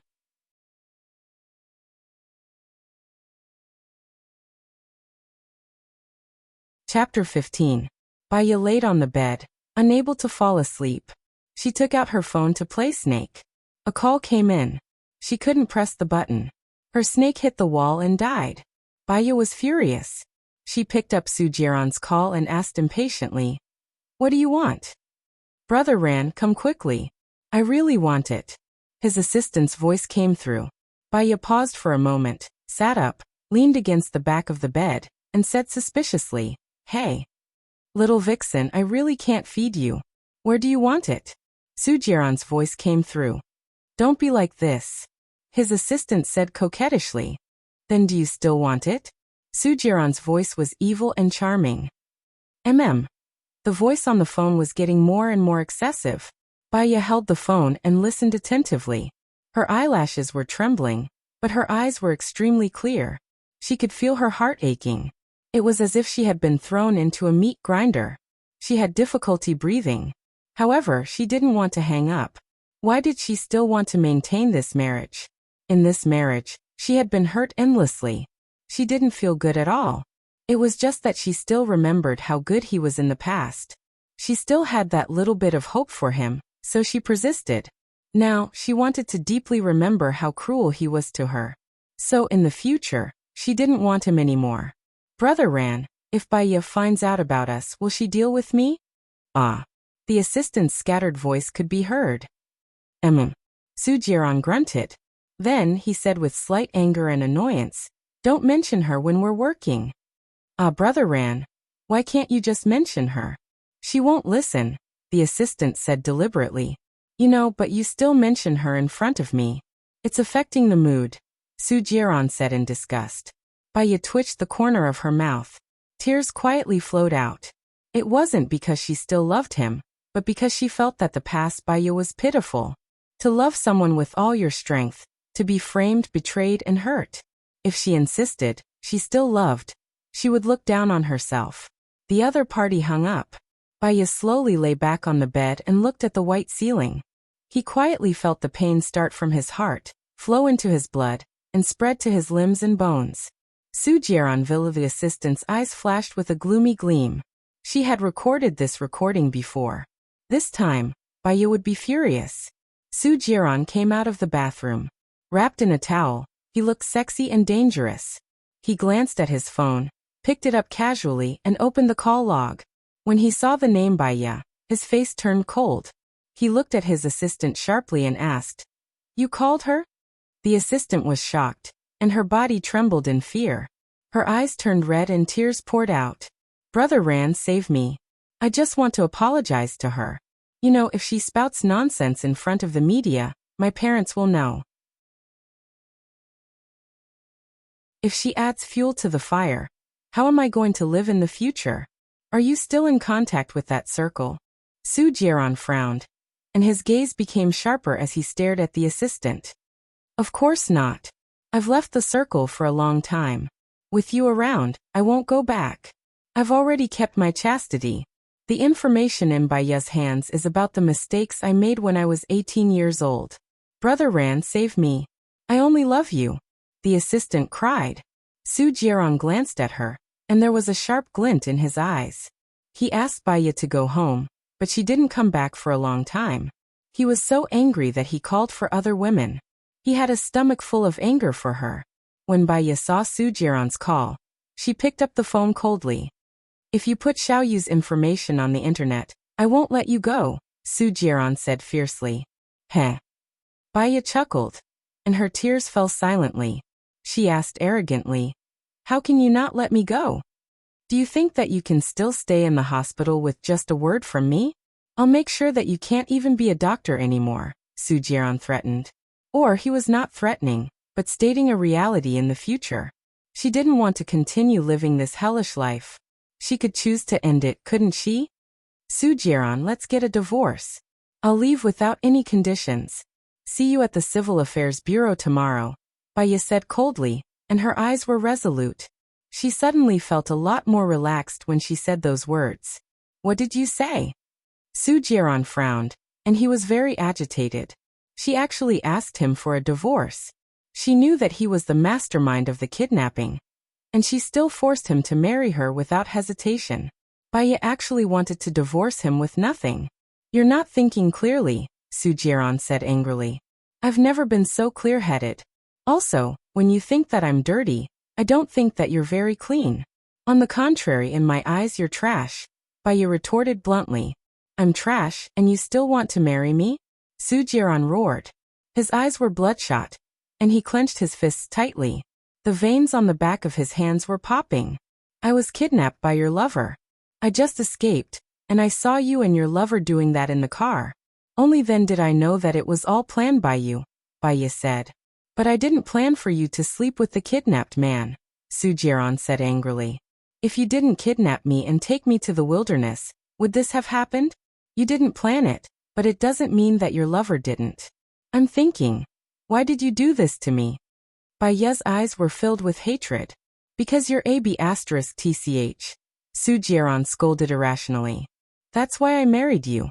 You brought me endless pain, and I also want you to continue looking at my disgusting face.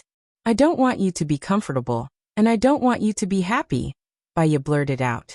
"Then why didn't you persist?" Su Jiran asked coldly. "Because I chose to let myself go. So you can do whatever you want in the future. Even if you get sick, it has nothing to do with me. Your matters have nothing to do with me," Baya said coldly and hung up the phone. Su Jiran clenched his phone tightly, and his strength increased. It was as if he was going to crush the phone. Xiaoya asked worriedly, "What did Baya say?" Su Jiran swept a sharp glance at Xiaoyu. Blood vessels were spreading in his eyes, and what he shot out were ice needles that could cut a person into pieces. Xiaoya didn't know what Bai Ye said on the other end of the line. Su Jiran's expression made her tremble in fear.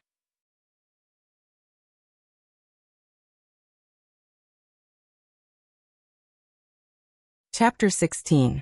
No, I just want to. Xiaoya wanted to say something, but stopped. She didn't know what to say to calm the man's anger. What did you say? Su Jiran shouted. Xiaoya was scared and said frankly, I didn't say anything. I just sent her the recording we made before. Su Jiran slapped Xiaoya's face with a backhand and stared at her with murderous intent. Who gave you the right to do this? Xiaoya fell to the ground, knelt in front of Su Jiran, and hugged his leg. I just want her to be sensible and leave you. I love you. I love you crazily. Su Jiran grabbed her neck as if he could kill her with a little more strength. He said angrily, Who do you think you are? She's just a woman I play with casually. What right do you have to ask her to leave me? Xiaoya's face was pale. Her breath was sucked out little by little, and she said intermittently, Brother Ran, spare me. Su Jiran didn't want to let go. The murderous intent was getting stronger and stronger. His cell phone rang. Su Jiran's eyes flashed, and he let go of his hand. Xiaoya lay on the ground weakly, coughing and inhaling. Su Jiran answered the phone. Boss Su, the license plate of the car you mentioned has been found. It's the car of Gu Lingqing, the senior leader of the special forces of the military region. Su Jiran's man reported. The murderous intent in Su Jiran's eyes didn't disappear, and he twitched the corner of his mouth. It's him. Where's Madam? Did she go back to the apartment? She followed Gu Lingqing to the ship.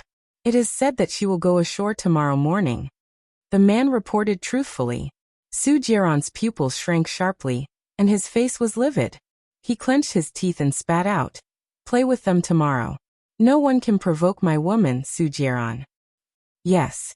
After Su Jiran hung up the phone, he coldly looked at Xiaoya on the ground and ordered, Leave this place within 3 days. Don't let me see you again. No, Brother Ran, I love you. I can't leave you. Xiaoyu pleaded. Bitch. Su Jiran kicked Inuer away. There was no emotion in his cold eyes. He made a call. Take back all the properties, companies, cars, and luxury goods under Inue's name. Cancel all her bank business related to me and ban her. Xiaoya's complexion was ashen. She did not have any strength left as she collapsed on the ground. The sky began to turn white. The first ray of sunlight passed through the window and fell on her body. Bai Ye opened his eyes. This was the first time he had slept so peacefully. She got up, brushed her teeth, and came out of the bathroom. There was a knock on the door. Bai Ye opened the door. Gu Lingqing stood upright at the door with 3 bags in his hands. The clothes you wore yesterday shouldn't be dry. Wear this, Gu Lingqing said in a low voice. He put the bags on the ground. Gu Lingqing was a man of few words. After he finished speaking, he turned around and left. Bai Ye looked at the bags on the ground and smiled slightly. There was a warm feeling in her heart. She picked up the paper bag on the ground and took out the clothes inside. It was a handmade silk embroidered dress. The dress had a lotus collar and orchid edges. It was delicate and elegant. One look and she could tell that it was expensive. She had not paid him for the cosmetics yet. There were white leather shoes inside. The texture was soft and comfortable to wear. She put it on and went out. She saw Gu Lingqing on the deck. The sea breeze blew over the surface of the sea, and the waves were sparkling. Gu Lingqing was even more dazzling. His handsome side profile was like a sculptor's perfect work of art. He looked deep into the distance. Although he had a cold temperament, she could clearly feel a hint of warmth in him that was rarely seen by others. Gu Lingqing turned around and looked at her. His deep eyes flickered. This dress suits you very well. She walked over and leaned against the railing. She said gently, I seem to owe you more and more. If you don't owe me any more, you can just throw these into the rubbish bin when you go back. Gu Lingqing said coldly. Bai Ye smiled. He was really overbearing. Su Jiran's image flashed in her mind. She looked up at Gu Lingqing and asked seriously, Chief, I want to ask you a question. Huh? He looked at her too. At this moment, They were chatting as if they had known each other for a long time. Why do you hate Miss Yu so much? From what I see, she does love you very much. Baya did not understand. It was not that she was gossipy, but she thought of herself. He stared at her as if he could see through her heart. He replied seriously. First, I don't like her. Second, I don't like her pestering me. Third, she hurt my friend. If there is still some friendship left in the past, then I will not force her to disappear. Baya understood. Su Jiaran didn't like her. He didn't like her pestering him. He thought that she had hurt Xiaoya. She was relieved. Thank you, Chief, Baya said softly. You are not my subordinate, nor are you a soldier. You don't have to call me Chief, Gu Lingqing said coldly. Huh. She was a little embarrassed. I'm sorry. My name is Gu Lingqing. He looked at the coast. You can call me that. Baya had a strange feeling in her heart. It was too impolite for her to call his name. Count the money for the cosmetics and the clothes and shoes together. I can't take your things for nothing. Baya changed the topic. There was a hint of anger in his eyes. He squinted at her calm face. If you really want to distance yourself from me, accompany me to buy clothes in the afternoon. You pay. Baya paused and looked down. She didn't want to owe him money. She should buy him something expensive. At least something similar to the money she owed him. I have to work today. Let's go after work. Is that okay? Baya asked. Gu Lingqing's face looked even worse. She really wanted to distance herself from him. Lieutenant Colonel Shang is coming. Get in the car. Gu Lingqing didn't wait for her to see his face clearly. He strode towards the dock. Lieutenant Colonel Shang stood beside the Land Rover respectfully and opened the back door. After Gu Lingqing got in the car, he ordered coldly, send her home first. Yes. Lieutenant Colonel Shang received the order. Miss Bai, where do you live? Blue Sky apartment. Just get off at the gate. I can walk in by myself. Baya replied. She turned to look at Gu Lingqing. Gu Lingqing closed his eyes and pretended to sleep. He was noble, elegant, and unapproachable. Baya didn't say anything to disturb his rest. She looked out of the window. A motorcycle was approaching aggressively. Gu Lingqing suddenly opened his eyes and looked out of the window. The motorcycle owner raised his gun. Before Baya could react, he quickly pressed on her body. He covered her head with his hand and covered her with his chest. Bang! There was a loud sound.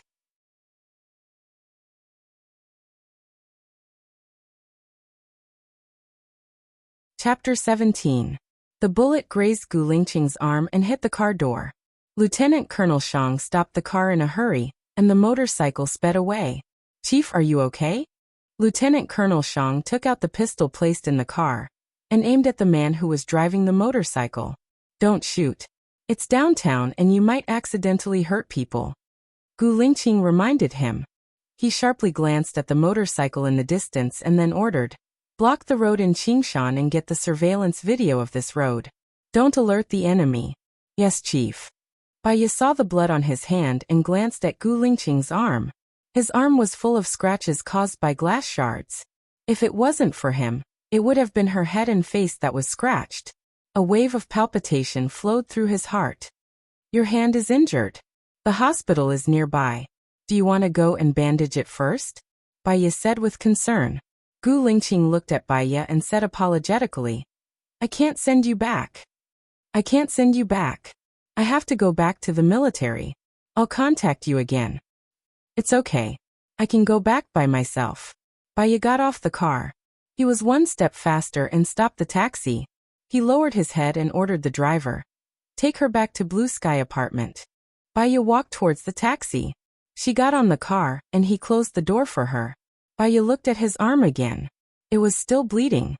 His eyes were filled with sympathy and pity. This man seemed to care too little about me. Last time, he used his body to block bullets for me.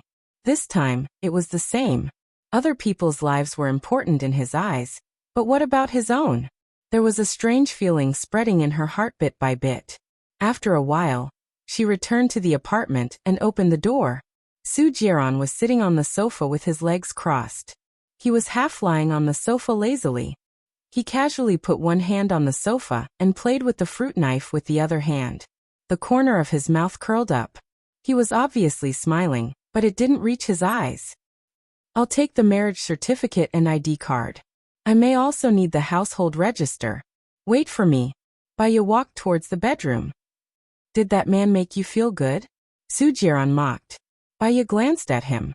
She was disgusted by his filthy behavior. She pursed her lips and didn't deny it. Yeah, it felt good. Sujiran got up and gave her a hard slap on the face. You're so cheap. He was very heavy-handed. She suddenly felt dizzy and saw stars. A trace of blood could be seen at the corner of her mouth. Baya wiped the corner of his mouth coldly. The most shameless thing she had ever done was to fall in love with him. If this is what it means to be cheap, then what about you, who has cheated on me so many times? Baya mocked. After saying it out loud, he felt that there was no point in haggling over it anymore. Forget it. After today, we'll go our separate ways. There's nothing to talk about.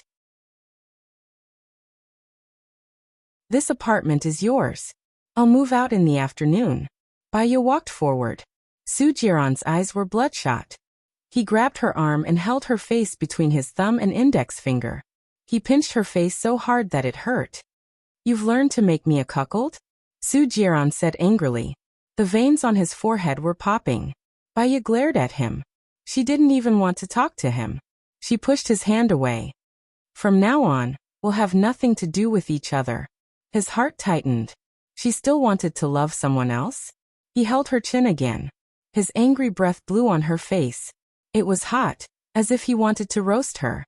But he didn't know why he was so angry when he heard that she wanted a divorce and no longer cared about him. Baya, I'll let you know the consequences of betraying me today. His devilish eyes were full of danger and sarcasm. Haven't you always wanted me to bed you? Today, I'll satisfy you. I'll definitely satisfy you. Baya recalled the contents of the phone call yesterday. She felt a nauseous churn in her stomach. She couldn't speak for a moment. Seeing that she didn't reject him, Sujiran sneered. Seems like that man didn't satisfy you. You want it, right? Baya came back to her senses. Get lost. There was a sharp glint in his eyes as he kissed her lips. To be exact, it wasn't a kiss. It was a bite. He bit her lips and sucked the blood out of her. Baya struggled with all her might. She beat him and pushed his head. He was too strong. She couldn't break free at all. Sujiran tasted the sweetness of her blood. He smelled her fragrance. Her lips are so damn soft. He couldn't control himself.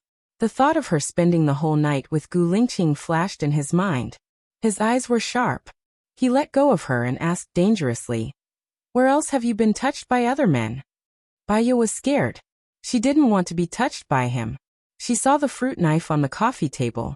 She took advantage of his unguarded moment to grab the knife and press it against Sujiran's neck.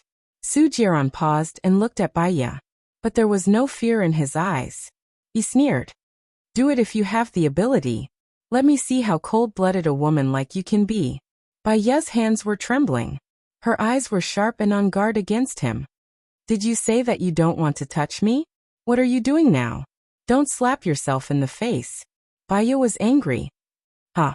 Sujiran chuckled and said wickedly. I regret it now. I want to see what other men like about you. Why would they want to touch you? He approached her again. Baya was scared. She tried to stab his arm. Before she could touch it, her hand was quickly pressed down by him. His strength was so strong that her bones seemed to be broken. The knife fell to the ground. He curled the corner of his mouth, and his devilish eyes were covered with anger. Aim for my heart. My arm. You won't let me die. I'm afraid that killing you will dirty my hands. Baya glared at him with hatred. Sujiran sneered. His cold hand caressed her fair cheek. There was no pity in his eyes. How did he touch you yesterday? You're just so cheap. Do you think everyone is as disgusting as you? He didn't touch me at all. Baya pried his fingers. Sujiran didn't believe her at all.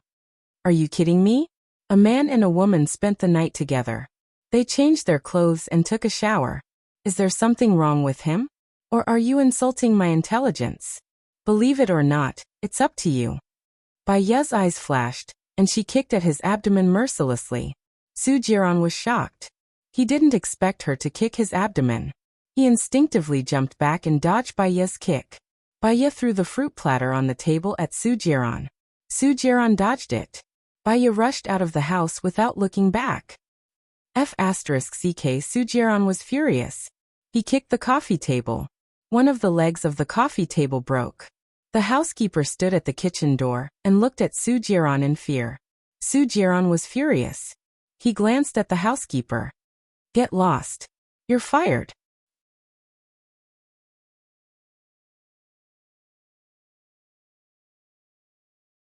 Chapter 18. In the afternoon, Baiya came out of the surgery and returned to her office. Gu Lingqing leaned against the wall outside her office. He was quiet. Baiya was slightly surprised to see him. With his status, the hospital director would have gone to the door to welcome him. Why would he wait at her door in a low-key manner? Baiya walked towards him and saw that the bandages on his arm were very ugly. Some of them were stacked together. The doctors in the military don't seem to be very good. He glanced at her. Actually, the nurses in the military were distracted when they saw him. He was annoyed by their flirtatious gazes, so he simply bandaged it himself. He locked his gaze on her lips and his dark eyes became deep. The wound on her lips was obviously caused by biting. He rubbed his fingertips on her lips, as if he was helping her wipe something clean. The place where he rubbed was a little numb. Baiya was shocked. She took a step back and got rid of his hand. Gu Lingqing's eyes darkened. What happened here? I accidentally rubbed it, Baiya said guiltily. She walked past him and into the office. She lowered her head and took out the bandages and iodine from the drawer. She changed the topic. I'll help you bandage it again. He sat opposite her desk and rested his arm on the desk. Baiya untied it gently and carefully bandaged it for him. She reminded him. Don't touch water. If the wound gets infected, you'll have a fever. It'll be fine when it scars. He didn't listen to what she said at all. He frowned and looked at the wound on her lips. If he looked closely, he could see that one side of her face was slightly swollen. You were beaten? Gu Lingqing guessed. Baiya paused and there was sadness in her eyes. She said in a low voice, It won't happen again. This kind of life is coming to an end. What do you mean? Gu Lingqing didn't understand. Baiya shook her head and didn't say anything else. Gu Lingqing turned his face away and sulked at himself. He saw that Baiya was done bandaging and stood up. He glanced at the door. Let's go. Lieutenant Colonel Shang is still outside. He said it as a statement. She couldn't reject him at all. Baiya could only follow. They arrived at the parking lot. His car was replaced by a private Rolls-Royce. Lieutenant Colonel Shang opened the door for them and said to Baiya, Dr. Gu is very busy? Our chief has been waiting for you for 2 hours. Ah. She was a little embarrassed and explained, I'm in surgery. I'm sorry. I didn't call you in advance. It has nothing to do with you. Gu Lingqing said coldly, and then sat on the back seat. Baiya sat beside him. He was tall and had long legs. From time to time, it would touch her knee. Baiya was a little uneasy and asked Gu Lingqing, Where are we going now? Shueihua International. We can buy clothes after dinner. Gu Lingqing said. She glanced at her and asked casually, What do you want to eat? Chinese or Western? I know a good one there. My treat, Baiya said with a smile. Gu Lingqing said nothing. After a while, they arrived at a French restaurant on the 5th floor of Water Moon International. Lieutenant Colonel Shang used something as an excuse and disappeared. The waiter came over and gave Gu Lingqing and Baiya a menu each. He then politely poured them lemon tea. I want a French set meal. Freshly squeezed watermelon juice for the drink. Baiya gave her menu to the waiter. Same, Gu Lingqing said calmly and gave the menu to the waiter. Did you catch the criminal who shot you when you went back? Baiya asked. She still had lingering fear when she thought of that scene. It was obviously premeditated. The motorcycle never came out after entering the cave. When we arrived, the motorcycle was still there but the person was already gone, Gu Lingqing explained. His voice was deep, like the sound of a cello. It was quite nice to listen to at this time. Is your job dangerous? I can see that when the others come out, there will be a lot of people protecting them. You seem to be alone a lot, Baya asked confusedly. He smiled. It was a nice smile, and his eyes were like the rippling surface of a lake. You care about me? We've been through life and death together twice. It's not easy to not care about you, Baya said naturally and took a sip of the lemon tea. Gu Lingqing's eyes softened a little. He explained, the identity and appearance of a special force soldier are all confidential. Except for certain people, we basically don't expose it. Also, I don't like to be followed by a lot of people. It's not free. I didn't know that you're quite. Baya couldn't think of a suitable adjective. She hesitated for a while. But it doesn't match your strict image. Do you want to say that I'm unruly or rebellious? Baya felt that she said the wrong thing. People who advocate freedom are all worthy of yearning. She clinked her glass with his. Tea instead of wine. Gu Lingqing also took a sip of tea. Now that he was free, he wasn't as harsh and cold as usual. Instead, he was warm and reassuring. The waiter served the signature set meal here. Foie gras steak, appetizer red wine, and vegetable salad. The special forces of the military are now recruiting doctors. Are you interested in trying? He elegantly picked up the wine glass, took a sip, and put it down gently. There are pregnant women in your special forces? My profession doesn't seem suitable. She smiled faintly and took a sip of the red wine. She licked her lips and savored it carefully. Gu Lingqing lowered his head and elegantly cut the steak on the plate. It's because there are no gynecologists that such a dangerous mission falls on the shoulders of ordinary people. If I really go, I'll only have one mission every 10 years. Won't I be bored to death? 10 years later, I might not even remember how to perform the surgery, Baya said jokingly. Doctors in the gynecology and obstetrics department know how to bandage wounds and do emergency treatment, such as removing bullets and applying medicine. This is not a leisurely job. They may be busier than ordinary doctors. Gu Lingqing glanced at her. He actually wanted her to go. Since you're so busy, I'd better not go. Actually, I prefer to be more relaxed, Baya said with a smile. Gu Lingqing. He was a little disappointed that she wouldn't go. What a coincidence. Su Xiaoling's voice was heard. She stood in front of their table and glanced at Baya in disgust. Her eyes landed on Gu Lingqing's face. Gu Lingqing was expressionless. He lowered his head and ate his steak, ignoring the provocative woman. Su Xiaoling gritted her teeth and said proudly, Gu Lingqing, let me tell you a piece of good news. I'm now a doctor specially recruited by the Special Forces. Let's work together in the future. Gu Lingqing frowned and looked at Su Xiaoling calmly. Whether you can come or not depends on my approval. If I don't approve it, you probably won't be able to come. Su Xiaoling curled her lips. I knew you would say that. Uncle Gu has already approved it. So, Gu Lingqing said coldly.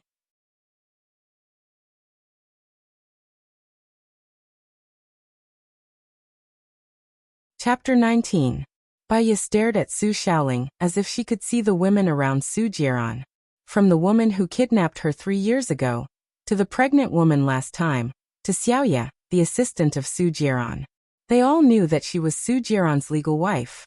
However, time and time again, they pestered her and built their pleasure on hurting her.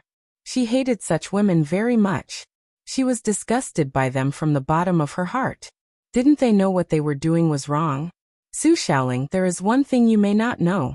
I also signed up. Baya said indifferently. Su Xiaoling widened her eyes and looked at Baya in disbelief. You are also a doctor. Baya smiled, but the smile didn't reach his eyes. What do you think? I said that you are shameless. Can you be selected if you sign up? Su Xiaoling said anxiously. In fact, it is a special case for her. Do you think she can sign up or not? Gu Lingqing said coldly. Although she knew that Gu Lingqing was lying, she still blushed slightly. Su Xiaoling looked at Gu Lingqing in disbelief. Her eyes were stained with red blood. She was so angry that she felt that she had worked for nothing. She picked up the red wine on the table, and was about to pour it on Gu Lingqing's face. Gu Lingqing was one step faster and grabbed her wrist.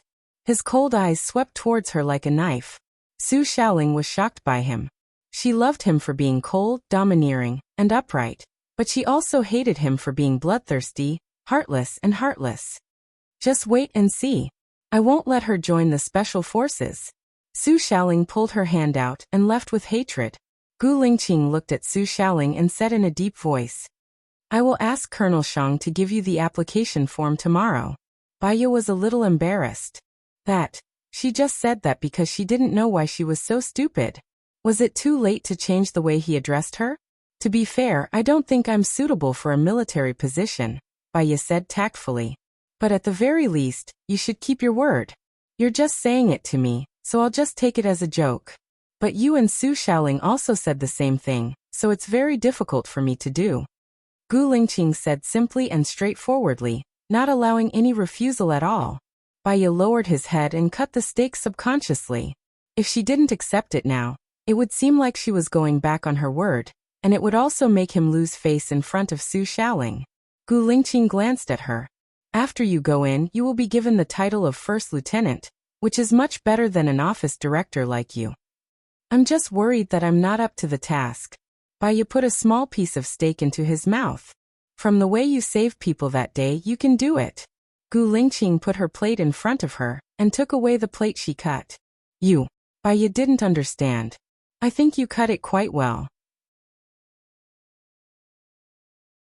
Baiya. Did she cut it well so she deserved to be recruited? Baiya was speechless. After the meal, Baiya walked to the cashier and took out her wallet from her bag. Gu Lingqing glanced at her wallet and asked indifferently, Are you going to treat me? Yes, I am, Baiya said with certainty. She asked the cashier, We are at table 8, how much is it? Table 8 has already been paid, the cashier said politely. Baiya looked at Gu Lingqing in surprise. I asked Lieutenant Shang to pay, so you owe me a meal now. Treat me another day, Gu Lingqing explained and walked towards the door. Another day? She had actually planned to never contact him again after buying him clothes today. It felt like she was being held in someone's hands. And she didn't like it. Her phone rang. Baiya saw that it was Lu Shuang's call and picked it up. Xiao Bai, where are you? I just finished the surgery and you have already left? I still have something to give you.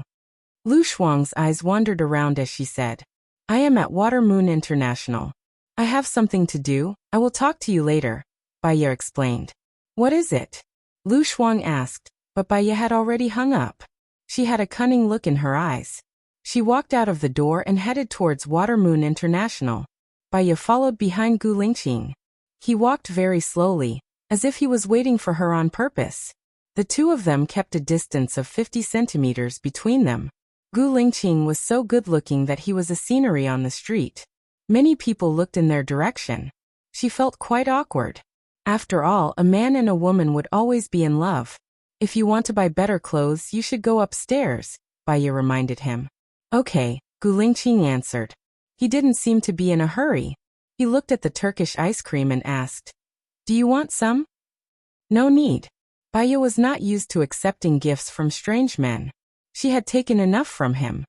Give me 3, Gu Lingqing said to the boss. Baiya looked around. There were only 2 of them. Were there other people? He held the first ice cream in his hand. He held the second ice cream in his hand. The boss handed the third ice cream to him. Gu Lingqing looked at Baiya with his deep eyes. Baiya saw that he had no hands to hold it, so she could only take it. Eat it quickly, it will melt soon, Gu Lingqing said in a low voice. Baiya was speechless. She was really overbearing. Baiya held the ice cream and licked it. She watched him walk to the 2 children and squat down. He gave the 2 ice cream cones in his hand to the children. The children ran away happily. Baiya walked to his side. Are they your relatives? Gu Lingqing stood up and said in a low voice. No, I just don't eat sweets. Baiya looked at him expectantly. There were 100 horses galloping in her heart with their tongues out. Didn't you think that I don't eat sweets either? Baiya said with disdain. Gu Lingqing looked at her deeply, held her wrist, lowered his head, and took a bite of the ice cream at the place where she had eaten. I'll help you eat a little. Baiya looked at his handsome face. Inexplicably, his heart was beating fast. The part of her wrist that was held by him was like a cigarette butt. There was a blush on her face. Gu Lingqing gazed at her, his eyes filled with an indiscernible veil of charm and gentleness. He moved closer to her lips. Baya felt his strong male hormones approaching. She was shocked and took a step back subconsciously. Why did she have a feeling that he wanted to kiss her? She must have thought wrongly. He was a high and mighty general. There were plenty of beautiful women throwing themselves at him. He didn't have to do that to her. He turned her face and rubbed the corner of her mouth with the pad of his thumb. Why are you eating like a child? You're taking the ice cream. Oh really? I might not have noticed. Baya turned around to avoid his ambiguous gaze.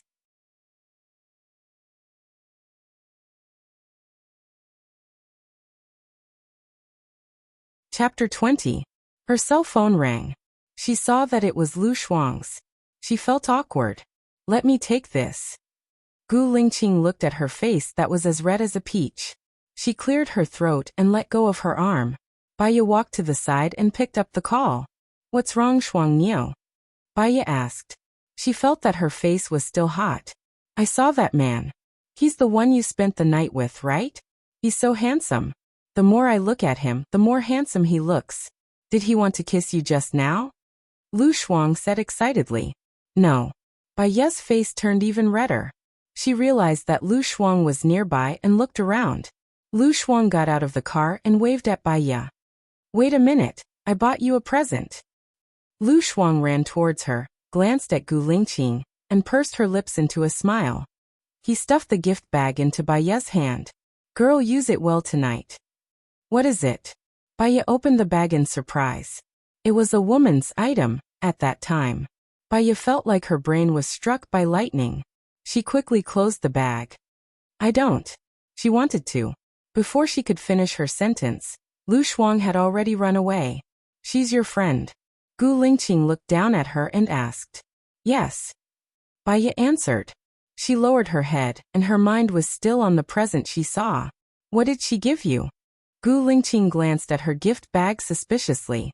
No, nothing. Let's go buy some clothes. Baya's eyes flickered. She didn't want to say it. Luckily, Gu Lingqing didn't force her.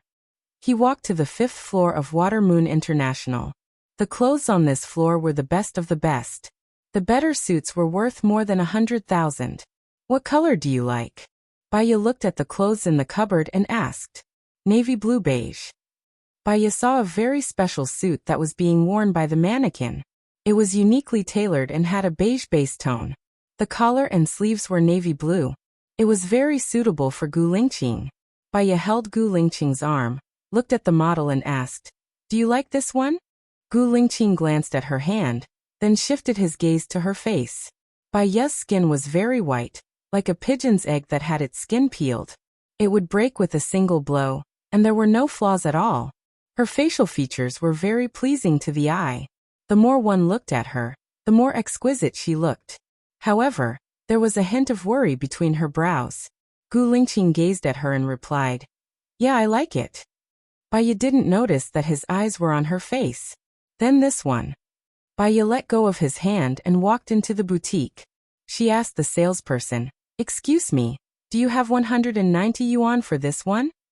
Yes. The salesperson handed the clothes to Gu Lingqing enthusiastically. This way, please. The salesperson led him into the changing room. Baya looked at the clothes in the shop casually. From the corner of her eye, she saw Su Jiran walking towards her. She didn't want to see him for the time being. She felt disgusted when she thought of what he had done. It was better to have less trouble. She opened the door to the changing room. Gu Lingqing had just changed into a shirt and hadn't buttoned it up yet. His strong chest muscles, along with the elegant lines of his muscles, were chocolate-colored abdominal muscles. Baya was a little dazed. Mr. Su. The salesperson greeted him warmly. Baya frowned. She didn't have time to think. She walked into Gu Lingqing's changing room and inserted the knife. The changing room was very narrow. Both of them were inside, and their positions were very close to each other. What's wrong? Gu Lingqing looked down at her and asked. My husband is outside. Baya explained. Gu Lingqing's eyes dimmed a little, and there was a hint of anger. Is walking with me embarrassing you? Gu Lingqing asked unhappily. Of course not. Gu Lingqing moved closer to her. Baiya was shocked. She put her hand against his chest. His chest temperature was very high. It was hot, rising and falling along with the beating of his heart. What's that? Gu Lingqing asked. His breath fell on her face. Baiya retracted her hand nervously. The paper bag fell on the ground, and the things inside rolled out. Gu Lingqing looked at the ground. There were many popular discs and some very eye-catching posters on the ground. There was also a long box. Baiya saw it too. Her mind exploded. The temperature in the changing room rose rapidly. It was so hot that she almost couldn't breathe. No, it's not mine. Baiya explained awkwardly. Gu Lingqing's black lotus-like eyes were stained with a layer of blurriness. They were so deep that they were like bottomless whirlpools. He placed one hand on the wall beside her head. His ambiguous aura enveloped her whole body. He asked in a hoarse voice, "Do you want to have an affair with me?" Ha! Baiya looked up at him. Her heart was beating fast. She couldn't imagine that such flirtatious words would come out of his mouth. He lifted her chin and locked her red lips. There was a hint of blurriness. Isn't that why you hide? No, it's not, Baiya explained. He squatted down in front of her and put the things on the ground into the paper bag. Baiya wanted to find a hole in the ground. I'm confiscating this thing, Gu Lingqing said in a low voice. He looked like an upright and outspoken chief. Baiya smiled awkwardly. Take it, take it. It's not mine anyway. His eyes were misty. Are you sure? Baiya didn't understand what he meant. Her mind was a little confused. She tried to recall if she had said anything wrong. She shouldn't have. Indeed that, I don't need it. I. She realized that she was speaking incoherently. She was a little annoyed. Gu Lingqing raised the corner of his mouth. He turned around and pulled out the knife. Don't. Baiya pulled his hand nervously. He came back to his senses. His lips touched hers. Baiya was shocked. She instinctively moved back to the corner of the wall. Just now, was it because she was pulling him? I'm sorry. I didn't do it on purpose, Baiya explained. His handsome face moved closer to her slowly. Baiya clenched her fists nervously. Today, Gu Lingqing gave her a different feeling. There was a sense of danger that was not inferior to Su Jieran. His hand reached for the back of her head. The strong aura of sunshine assaulted her. Her heart was beating so fast that she was about to suffocate. His nervous look made her look like a little bunny. It was so pitiful. Move aside. I'll get my clothes. This changing room is for you to hide in. Baiya wanted to bang her head against the wall. What was she thinking just now? Was it because she hadn't had a man for a long time? So under the masculine aura, her hormones were overflowing. She shouldn't be like this. Baiya was very upset. Gu Lingqing was a man that she couldn't afford to offend. It was better to stay away from him.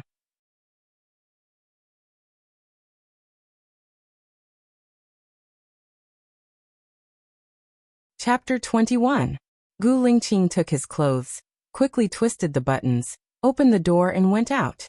Su Jieran turned around and saw a set of clothes that was exactly the same as the one he was wearing. He smiled evilly and threw the clothes to the salesperson. I don't like clothes worn by others. Change one for me. The salesperson was slightly stunned. She looked at Gu Lingqing and blushed. Gu Lingqing's figure was better than that of a model. The clothes on him perfectly displayed all of his strong points. He had broad shoulders and a narrow waist. His whole body exuded the smell of hormones, which made people jealous. There was such a good-looking person in the world. Gu Lingqing walked past Su Jieran indifferently, ignoring his sarcasm. He handed the clothes to the cashier and said in a low voice, "Wrap it up for me." "Yes, sir." "Do you want to pay in cash or Alipay?" The salesperson asked shyly. Gu Lingqing handed the black card to the salesperson. Black card? This kind of card was not something that ordinary rich people could get. The person in front of him must be a powerful person. Su Jieran's eyes were misty and locked on Gu Lingqing. He smiled evilly. He took out the black card, held it between his index and middle fingers, and handed it to the salesperson lazily. Except for the one on that person's hand. Wrap up all the 190 black cards for me. The salesperson's eyes lit up. Had she run into some dog shit luck today? A cool and handsome guy, full of abstinence. A charming handsome man that made people blush and their hearts beat faster. The point was that they were all rich people. Okay, the salesperson said excitedly. Gu Lingqing turned around and glanced at Su Jiran indifferently. He clearly saw the provocation in Su Jiran's eyes. There was no ripple or fluctuation in his calm eyes. He stood straight. Su Jiran felt that he was asking for trouble. He took out a golden business card from his wallet and put it on the counter. Send it to this address. Okay. The salesperson took his business card respectfully. Su Jiran showed an evil smile again, turned around, pushed the door open and went out. Wow, so handsome. Is this man a star? His temperament is so good. All the salespeople in the room were infatuated. Gu Lingqing's eyes darkened. They were as deep as the ocean. He took the clothes and walked to the door of the changing room. He knocked twice. He's gone. Come out. Baya walked out and looked at the receipt in his hand. How much? I said I would buy it. I've already paid. Let's talk about it later. Gu Lingqing looked at her deeply. Baya felt a little guilty being stared at like that. I just happen to have something on, so I'll be leaving first. I know what you like. I'll buy it for you next time. I'll send you back, Gu Lingqing said in a low voice. For some reason, Baya felt that he was not in a good mood. It was almost the same as when they first met. She also felt uneasy. No need. I have an appointment with my little sister. Baya nodded at him and left as if he was fleeing. Gu Lingqing looked at her back view and furrowed his eyebrows. His sharp facial features became more and more defined. He called Su Changhao and used a commanding tone. Come out and have a drink with me. Su Changhao paused. I have an appointment with my friend at Water Cloud International. Do you want to come along? I'll be there in a while. Gu Lingqing hung up and walked out quickly. Baya walked out of Water Moon International. She walked alone on the road. Some things could not be solved by running away. She had to face what she had to face. She called Su Jiran. Su Jiran picked up the call. There was silence on the other side. I want to have a calm talk with you. Are you free? Baya asked coldly. I'm at your house. Su Jiran hung up the phone after he said that. Baya recalled what happened earlier and felt a lingering fear in her heart. She bought a pepper spray at the pharmacy before going back. Su Jiran sat on the sofa. He was playing with his phone with his long index and middle fingers. The corners of his mouth were slightly raised. He seemed to be in a good mood. She sat opposite him. She accidentally saw the screen where he was chatting with someone. Ruthless man. My wife didn't agree at first, but she agreed when she heard that you were coming. Brother Jie, you are so charming. Unruly man. Besides your family, who else is coming? Ruthless man. Old Lee is coming with his new favorite. She is a movie star with a hot body. Brother Jie, will your wife be coming too? Su Jiran looked at Baya. Baya looked away. She knew that unruly man was Su Jiran's online nickname. Ruthless man was probably his friend. We are going to the Civil Affairs Bureau tomorrow. Are you free? Baya asked softly. A hint of anger flashed past Su Jiran's eyes. He put away his phone and said, accompany me to a place tonight. Where? Baya was on guard. You'll know when you get there. I don't want to go. Baya rejected him directly. Su Jiran raised the corner of his mouth. Don't you want to get what you want? You know, if you piss me off, you will have a miserable life in the future. You will lose your job as a doctor if I say you have it. Baya couldn't help but feel disgusted with him. How much water must have gone into her brain to have fallen for such a filthy person like him? Why are you bringing me there tonight? Baya asked suspiciously and narrowed her eyes. She wanted to weigh the situation and assess the situation. To meet up with Zhang Zi and the others. Zhang Zi's online nickname is Ruthless Man. They really want to meet you, Su Jiran said casually. We are going to get a divorce. There is no need for me to meet your friends. It will be awkward for us to meet them in the future, won't it? Baya stood up. I don't know if it will be awkward in the future, but if you don't go this time, it will make me feel awkward. You know the consequences of offending me. Go change your clothes and let's go, Soo-Jaeon said firmly. You will agree to the divorce after we get there, right? Baya asked coldly. Soo-Jaeon raised his chin arrogantly and looked at her in disdain. He smirked and said, What do you think is the reason why I won't get a divorce? I know. I'll leave after changing. Baya entered the room and locked the door. She did not like Soo-Jaeon's friends. They were the same as Soo-Jaeon. They hunted women by nature and exuded an air of extravagance from head to toe. It made her feel uncomfortable. She purposely wore a pair of jeans, running shoes and a conservative plaid shirt. Her hair was tied up in an old-fashioned bun, and she wore a pair of black-rimmed glasses. She was as old-fashioned as she could be. After today, she could say goodbye to those scumbags. When Baya came out of the room, Soo-Jaeon frowned unhappily. Are you from the countryside? Why are you dressed so old-fashioned? What's wrong? I've always been this old-fashioned, Baya said indifferently. There was a hint of provocation in her eyes. Soo-Jaeon shrugged and smiled wickedly. Nothing much? It's quite nice to dress like this. It's very special and looks quite pure. Baya did not like the look in his eyes. It was as if he was treating her as prey. It was very dangerous.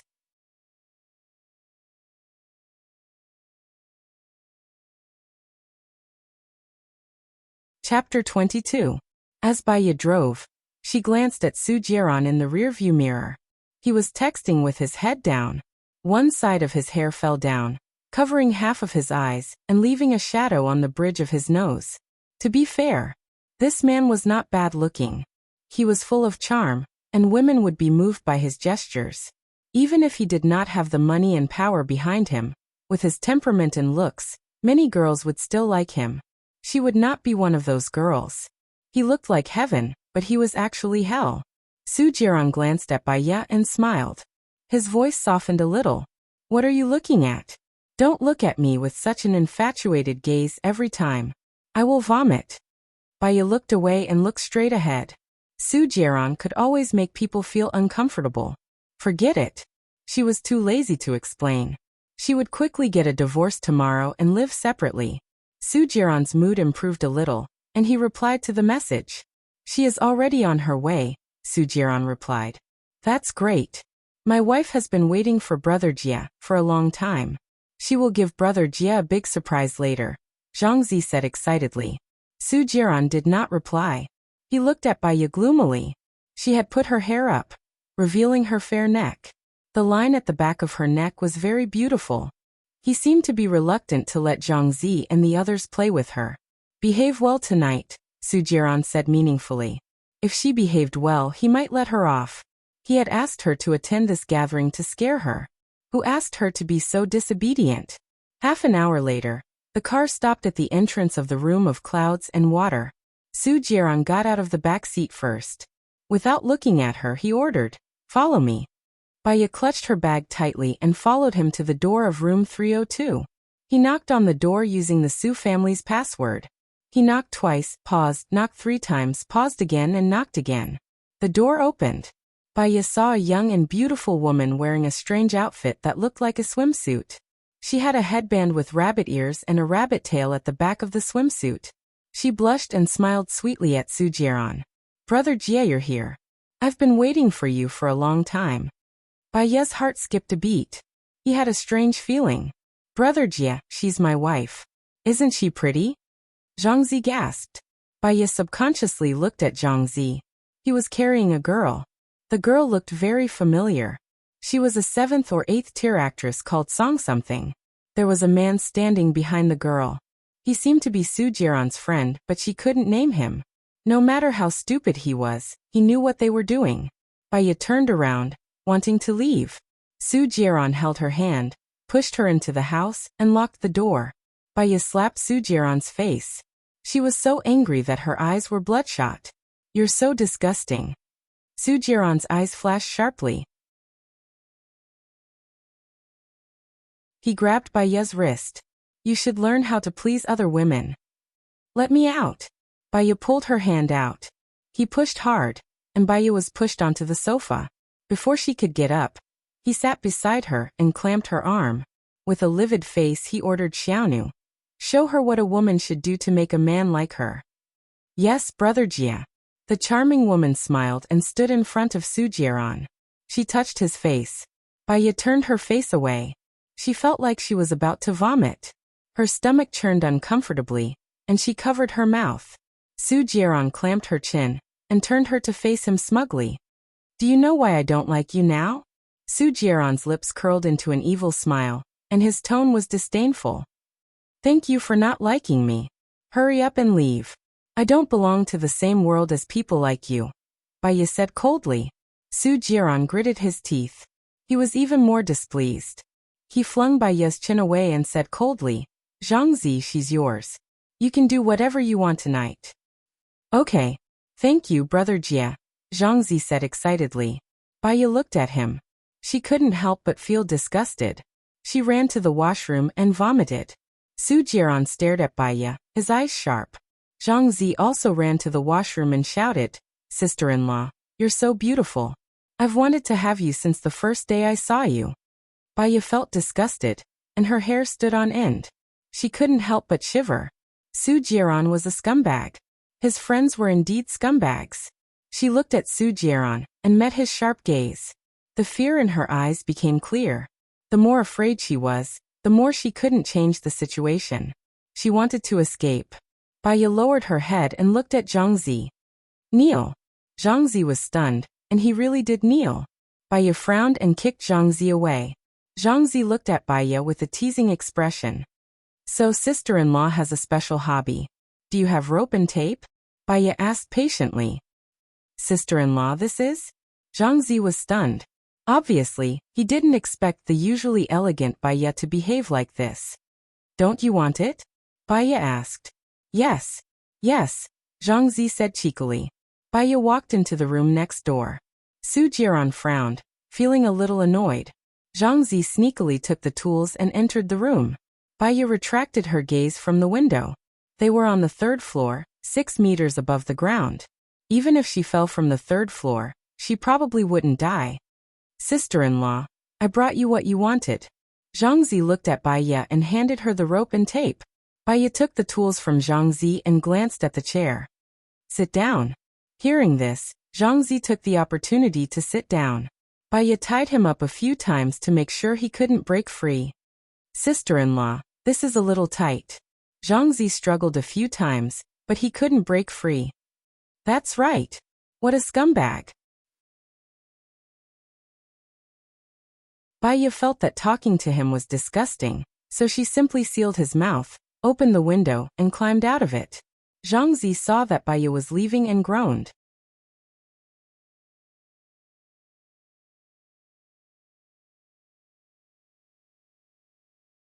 Chapter 23. Seems like Zhangzi is having a lot of fun. Mr. Chen was tempted.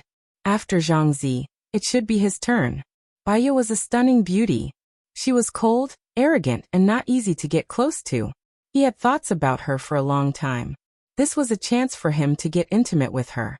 He had brought the medicine that could last for a long time. He wanted to enjoy himself to the fullest this time. It did not matter if he did not want to move for the next 2 days.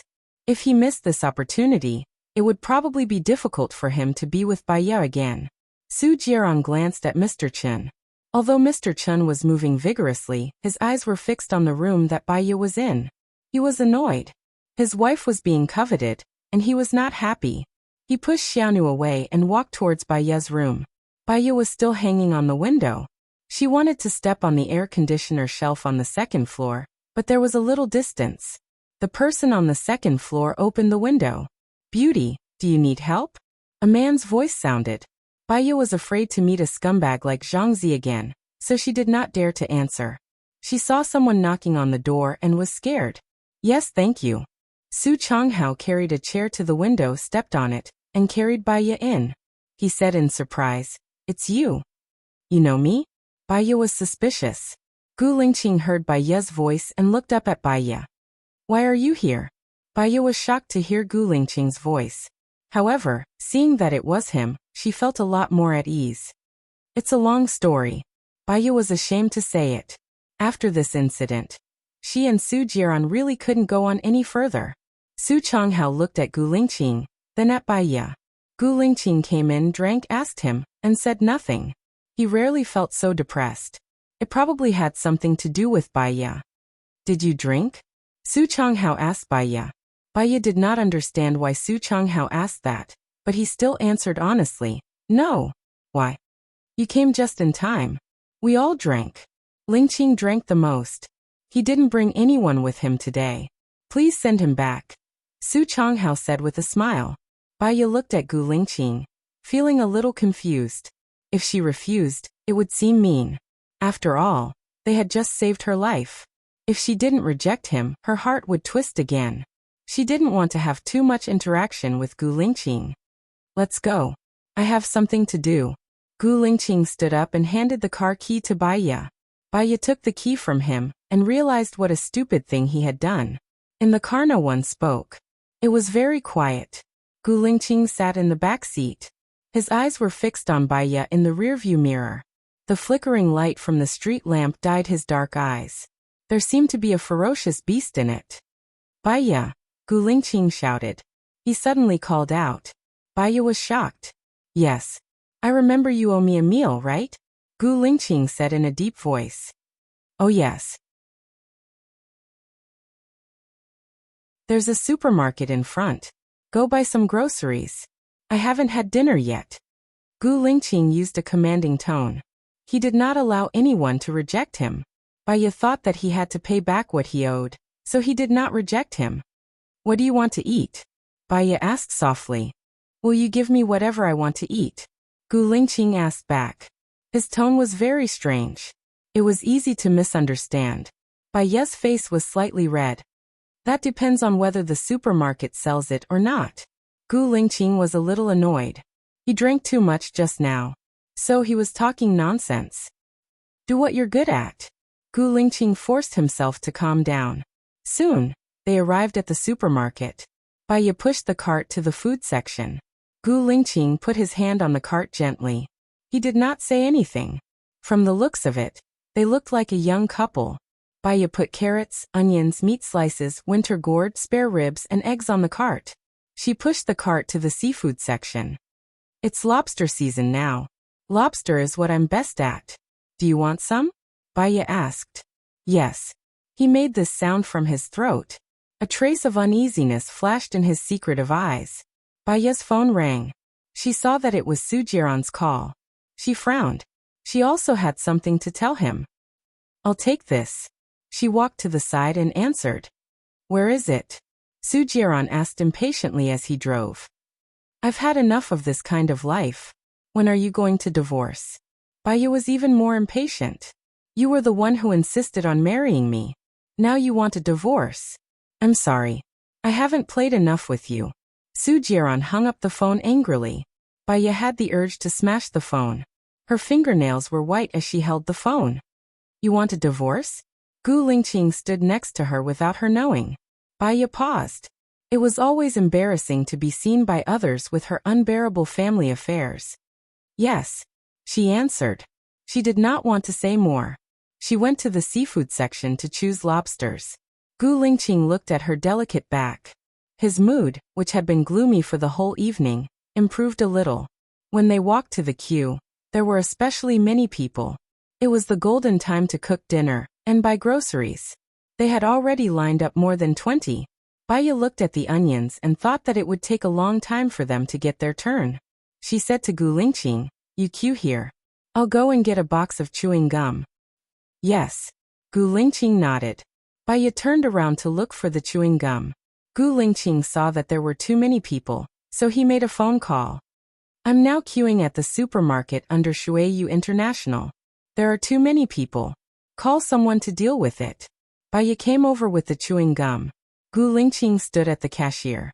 There was no one behind him. Baiya walked over in surprise. She saw that the other cashiers were all people. Why don't they come here to pay? Gu Lingqing put the chewing gum in her hand into the plastic bag. There's no need to pay here. He took the bag and went out. Baiya followed and asked suspiciously, did you abuse your military power? No, this supermarket is owned by my family. Baiya, Gu Lingqing opened the trunk and put the plastic bag in. Bai Ye saw that the supplies that Lu Shuang bought for her were also placed in the trunk. She blushed. She quickly went to get the car. This time, Gu Lingqing did not sit in the back seat, but in the front passenger seat. "Help me fasten the seatbelt," Gu Lingqing said in a low voice. Bai Ye felt that his request made her feel uneasy. Maybe he was used to being served by the orderlies. She got closer to him and pulled the seatbelt over. Gu Lingqing looked at her pink face, and his breath fell on her face. It was the smell of alcohol that had not dissipated. It had a charming smell. Bai Ye looked up at him. He reached out and pressed the back of her head. His lips fell on hers. Bai Ye widened her eyes and stepped back. However, his hand was too strong. She could not retreat at all.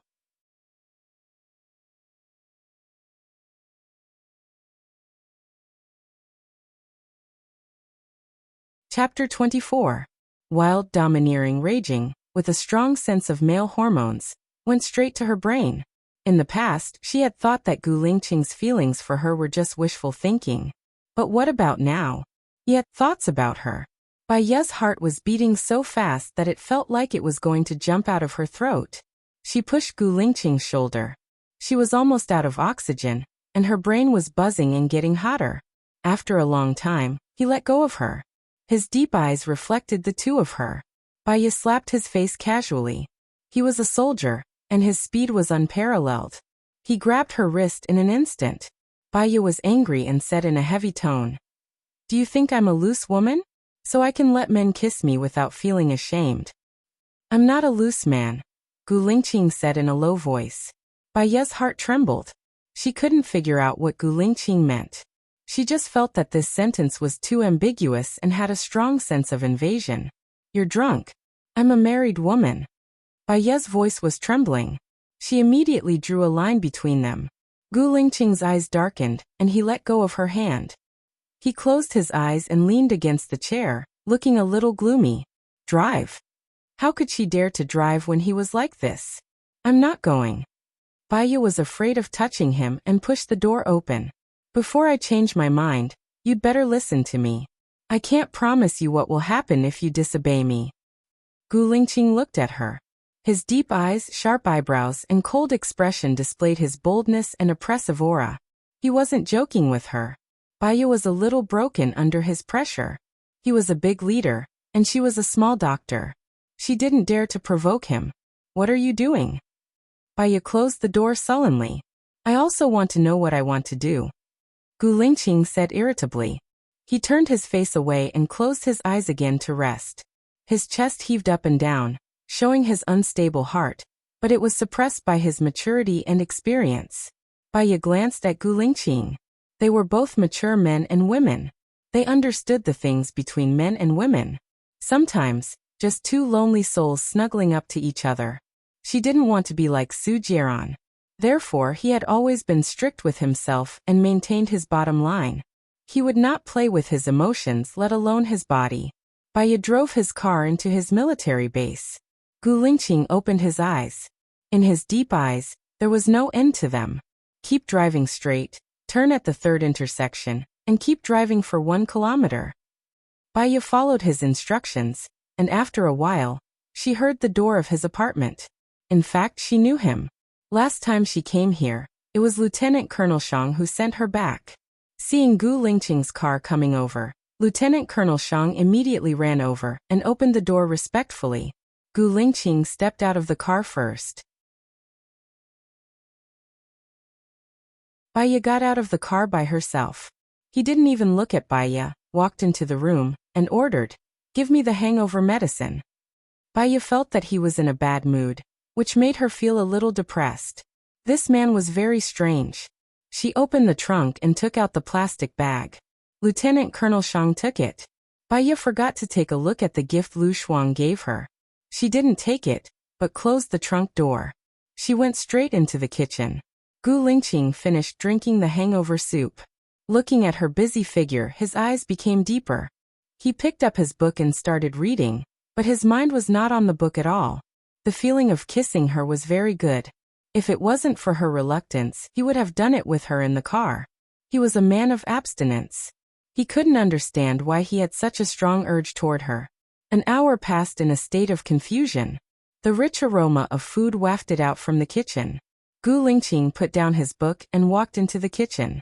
It will be a while before we can eat, Baya explained. He glanced at the table. The vegetables were all washed, cut and stewed. The smell of the crayfish was especially strong. Do you cook often? Gu Lingqing asked. I used to do it when I lived with my mother. His eyes gradually narrowed, and he was faintly displeased. Don't you cook for your husband? He doesn't eat what I cook, she said calmly. Thinking of Su Jiaran saying that he wouldn't eat what he cooked, she felt a flash of pain in her heart. It wasn't that she still loved him, but she just felt that she wasn't worth it. He hasn't eaten it before? Gu Lingqing's eyes gradually relaxed. Yes, Baya replied and scooped out the crayfish. The other dishes will have to wait for a while. You can eat the crayfish first. Baya carried the crayfish, passed by him, and placed it on the table. You seem to be saying that you want to eat crayfish, right?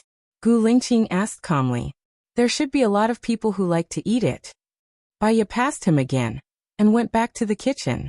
When she came out with the dishes, she saw that Gu Lingqing had already peeled a lot of crayfish. But he didn't eat it. He placed the crayfish neatly on the plate, and the plate was filled with soup. When she came out, he handed the plate to her and said in a low voice, I'm allergic to crayfish. You eat it. Baya. She was touched. He was the first man who was willing to peel crayfish for her. But she was also a rational person. She was a married woman, and she had no future with an outstanding general with a bright future. She served the dishes and helped Gu Lingqing scoop some rice. He lowered his head to eat and didn't say anything else. She also ate and didn't touch the crayfish he peeled. Gu Lingqing glanced at her, and his eyes were filled with anger. Are you eating or not? Baya paused and found an excuse. I like to peel and eat by myself. He picked up a piece of crayfish and put it in his mouth. Baya was a little surprised. Wasn't he allergic to crayfish? He pressed the back of her head and fed the crayfish into her mouth. Baya's heart was beating wildly. She held the crayfish in her mouth, not knowing whether to eat it or spit it out. Gu Lingqing let go of her and looked at her red lips. If you want me to feed you like this, you can choose not to eat it. Baya sat there awkwardly. He who was giving orders ate calmly. She could only finish the crayfish in her stomach and look at him. He glanced at her. She quickly picked up a crayfish and put it in her mouth. Gu Lingqing raised the corner of his mouth. He seemed to be smiling. Am I that scary? Gu Lingqing asked. Baya laughed. Chief, what do you think? Eat slowly. I'll peel more for you. It's all for you to eat. Gu Lingqing's tone became a little gentler. Baya, do you like me? Baya didn't like to play around and asked directly.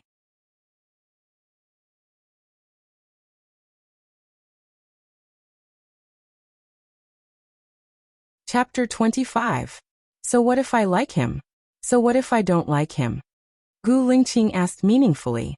I'm a married woman. I don't want to step on the bottom line of morality. I'm not someone who wants to play with people's feelings. I believe that there are many people who like him. He doesn't need to walk on the edge of a knife, Baya answered seriously. Gu Lingqing looked at her deeply. His dark eyes seemed calm, but there was a fierce undercurrent in them. Walking on the edge of a knife, interesting. Gu Lingqing said ambiguously and curled up the corner of his mouth. Plus, I just got to know him. We haven't met many times. Maybe we have a good impression of each other, but it's better to stop. Baya explained. She was very clear and straightforward. She believed that Gu Lingqing was a smart person and could understand what she meant. Gu Lingqing glanced at her bowl and chopsticks. Let's eat. Baya lowered her head to eat. The door was pushed open. Gu Tianheng stood at the door and looked at Baya sternly. Dad, why are you here? Gu Lingqing frowned slightly. Gu Tianheng walked over and threw the documents on the table. You've been too ridiculous recently. The military doctor of the special forces must be transferred from the military.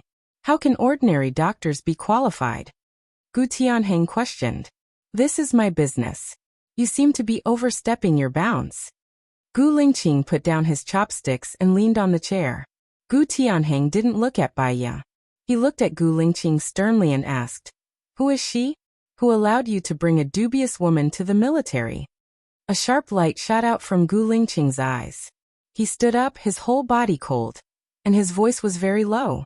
"Reporting to the vice president, this is my special military region, not your parliament, and definitely not your CIA. If you think I've neglected my duty, you can report it. Don't interfere in my private life. If there's nothing else, I won't see you out." What kind of tone is that? If she's a spy or sent by my political enemies, you're ruining your future. Gu Tianheng was so angry that his teeth itched. If she is, you can send me to the military court to await the country's punishment. You don't have to care about our father-son relationship.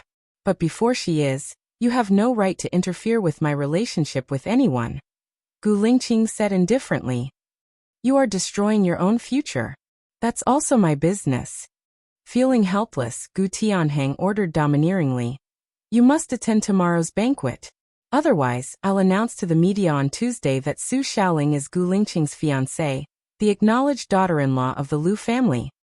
Do you think this is interesting? Gu Lingqing said arrogantly. He loathed the arranged life. Of course. I'm doing this for your own good. Gu Tianheng said in a professional manner. He looked at Bai Ye and said sternly, "Don't ever step into the military area again. This is not a place you can come to. Even if you want to be despicable, you'd better know your place first." Bai Ye stood up. He naturally felt uncomfortable being scolded like that. She walked towards the door. Gu Lingqing held her arm and looked at Gu Tianheng coldly. "She is a friend I invited. You cannot understand, but please respect her." Respect. Gu Tianheng took out a gun and pointed it at Gu Lingqing's head. "Just because you disobeyed your father, I can kill you." Gu Lingqing took a step forward and put his forehead against the muzzle of the gun. He was fearless and looked death calmly. The gun was already on the trigger. Gu Tianheng could not bring himself to do this, so he put away the gun. Gu Lingqing was stubborn and fearful. The atmosphere was so weird that it was scary. Bai Ye's heart jumped to her throat. "I really should go. My husband is still waiting for me at home." Bai Ye pried Gu Lingqing's hand away and bowed to Gu Lingqing. "Thank you for risking your life to save me. I was rude." She then turned to Gu Tianheng, bowed and explained. "Please don't misunderstand the chief. I think the army and the people are a family. Last time, the chief saved me in the hostage case. I want to cook a meal to thank him. If you don't like it, I won't step into this place again. You guys take your time. I'll leave first." She could be considered to have fled in panic, not even turning her head back. "Is she here to thank you? A married woman?" After hearing Bai Ye's explanation, Gu Tianheng was relieved. He took the opportunity to put away the gun and find a way out of this embarrassing situation. Gu Lingqing did not reply. She called, "Lieutenant Colonel Shang." Lieutenant Colonel Shang came in and nodded in fear. "Send her back," Gu Lingqing ordered. "Yes." As soon as Bai Ye walked to the door, Lieutenant Colonel Shang rushed out. "Miss Bai, wait. The chief asked me to send you back." "There's no need. I'll take a taxi back myself." Bai Ye refused. "I also have something to talk to Miss Gu about," Lieutenant Colonel Shang said. "What?" "Let's talk in the car." Lieutenant Colonel Shang opened the car door. Bai Ye could only get into Lieutenant Colonel Shang's car. Lieutenant Colonel Shang looked at Bai Ye in the rearview mirror politely. "I think the chief likes you," Lieutenant Colonel Shang said bluntly. Bai Ye blushed. "We're not suitable for each other. If other women kissed the chief, he would definitely push them away. I've been with him for 3 years. He is famous for not being close to women. But that night when you were drunk and kissed the chief, he didn't push you away," Lieutenant Colonel Shang explained. Bai Ye looked at Lieutenant Colonel Shang in shock. That night, she was drunk and didn't remember anything when she woke up. She asked him what she said and what she did. He said nothing. It turned out that she kissed him. Bai Ye felt very uncomfortable. Her chest was moving up and down violently. "Well, I'm married. I have a husband." "Married?" Lieutenant Colonel Shang was a little surprised. He smiled awkwardly. Having sex outside of marriage would stain the chief's bright political future. He was really being nosy this time. He felt that he had made a mistake. Ha ha ha. I'm just talking nonsense. Our chief has a woman he loves. That night, he must have seen that you were drunk and didn't make a fuss about it. Sometimes, our chief is too embarrassed to reject girls who don't know the truth. I was thinking too much. Aha. Lieutenant Colonel Shang immediately changed his words. Baya paused for a moment. So he had a woman he loved. Then his feelings for her might be the passion between a mature man and a woman. It came quickly and left quickly. Her beating heart calmed down quietly. One of them was in heaven, and the other was on earth. It was impossible for them to be friends. Lieutenant Colonel Shang looked at Baya leaning against the window. He cleared his throat and asked, "Where are you going?" Baya came back to her senses. "Send me to the hospital." Her phone rang. Baya saw that it was an unfamiliar number. She picked it up. "Thank you for just now." Gu Lingqing's voice came from the other end of the phone. Baya was a little nervous when she received his call. "Well, I'm just being honest. You did save me. I treated you to a meal to thank you. You want to deny that you saved my life just because of a meal?" Gu Lingqing said with a chuckle. His tone was charming and ambiguous.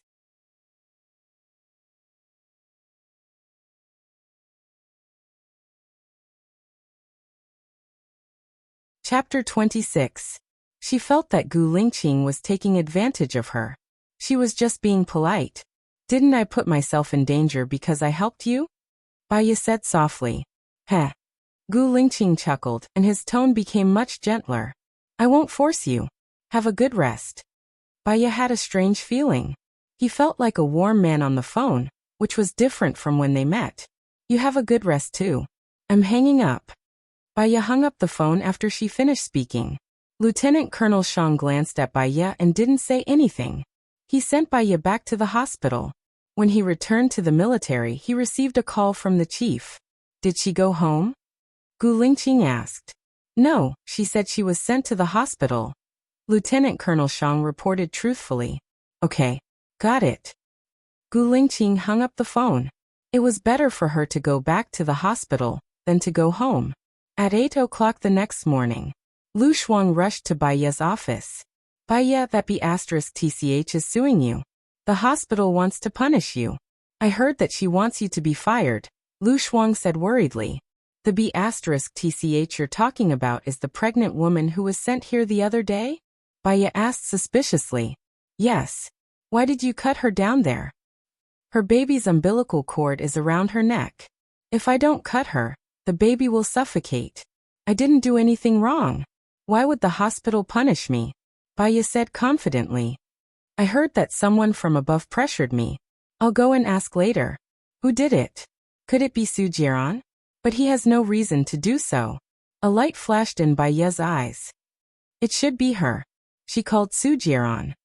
"Isn't it too late to think of me now?" Su Jian said in a strange tone. "What exactly do you want?" Baya asked anxiously. "I've said it before. If you piss me off, it won't do you any good. Now I'll give you an hour to go home. If it's more than an hour, you'll have to bear the consequences." Su Jian hung up the phone without giving her a chance to speak. "What did he say?" Lu Shuang asked with concern. "Let me go back. I will ask the director for leave," Baya said helplessly. "Why bother with him? Let him eat *T. Lu Shuang said angrily. "He's from the health bureau. The hospital won't offend him. I'll go. Things have to be resolved eventually. I'll contact him later." Baya packed his things and went back. She arrived home. Su Jian crossed his legs and lay lazily on the sofa. He saw Baya coming back. He smirked and looked at his watch. 48 o'clock, very punctual. Good boy. He picked up a paper bag from his feet and threw it on the coffee table, as if he was giving alms. "This is your reward. See if you like it." "Su Jian, what do you want? You're already free. Why do you have to make life difficult for me? Once I regret the divorce, you'll only have endless troubles." Baya tried to reason with him. "When I'm tired of you, I'll get a divorce. But I have to be the one to ask for a divorce." You don't have the right, he said arrogantly. He took out a jewelry box and handed it to her. Put it on. She stood still and looked at the interest in Su Jiaran's eyes.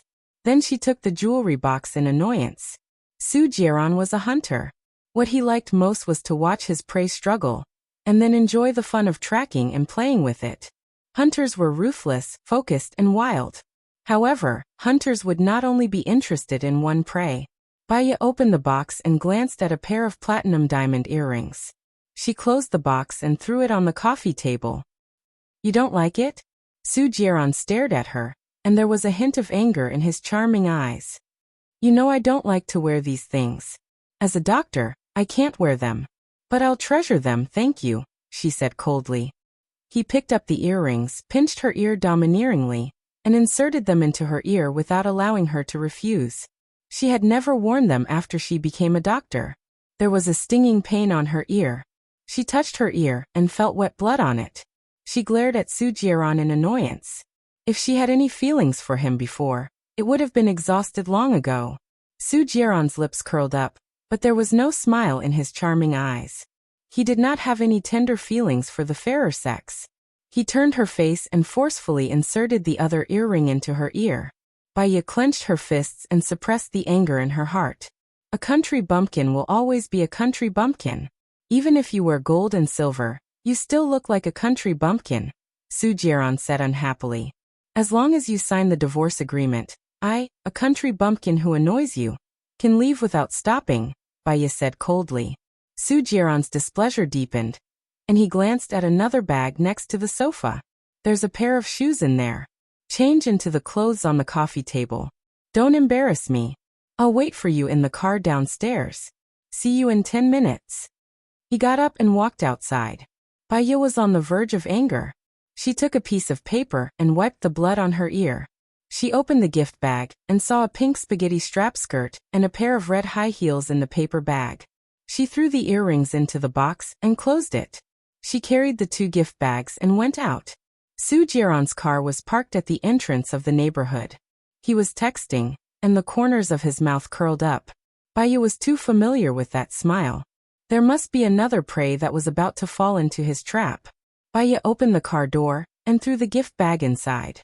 Su Jiaran, if you think that I'm embarrassing, you don't have to take me out. Baya slammed the car door. Su Jiaran's eyes narrowed, and he narrowed them.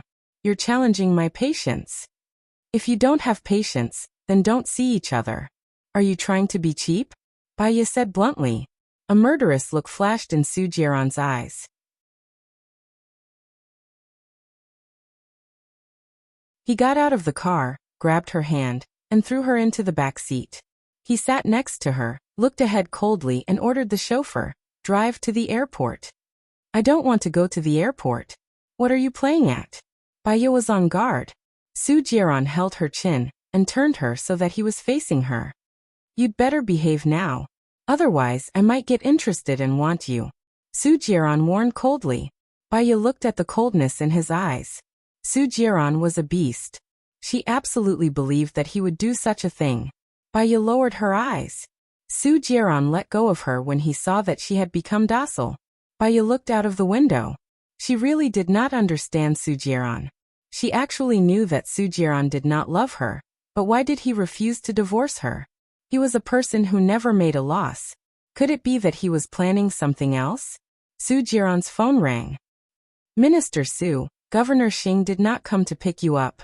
The one who came to pick you up was his wife, Mrs. Xing, Su Jiaran's subordinate reported. Well, has everything been arranged? Su Jiaran asked with a smile. You're tuning in to the Li Mei Sword of Destiny YouTube channel. We're so grateful for your support, and don't forget to subscribe to join us on this incredible journey through captivating stories.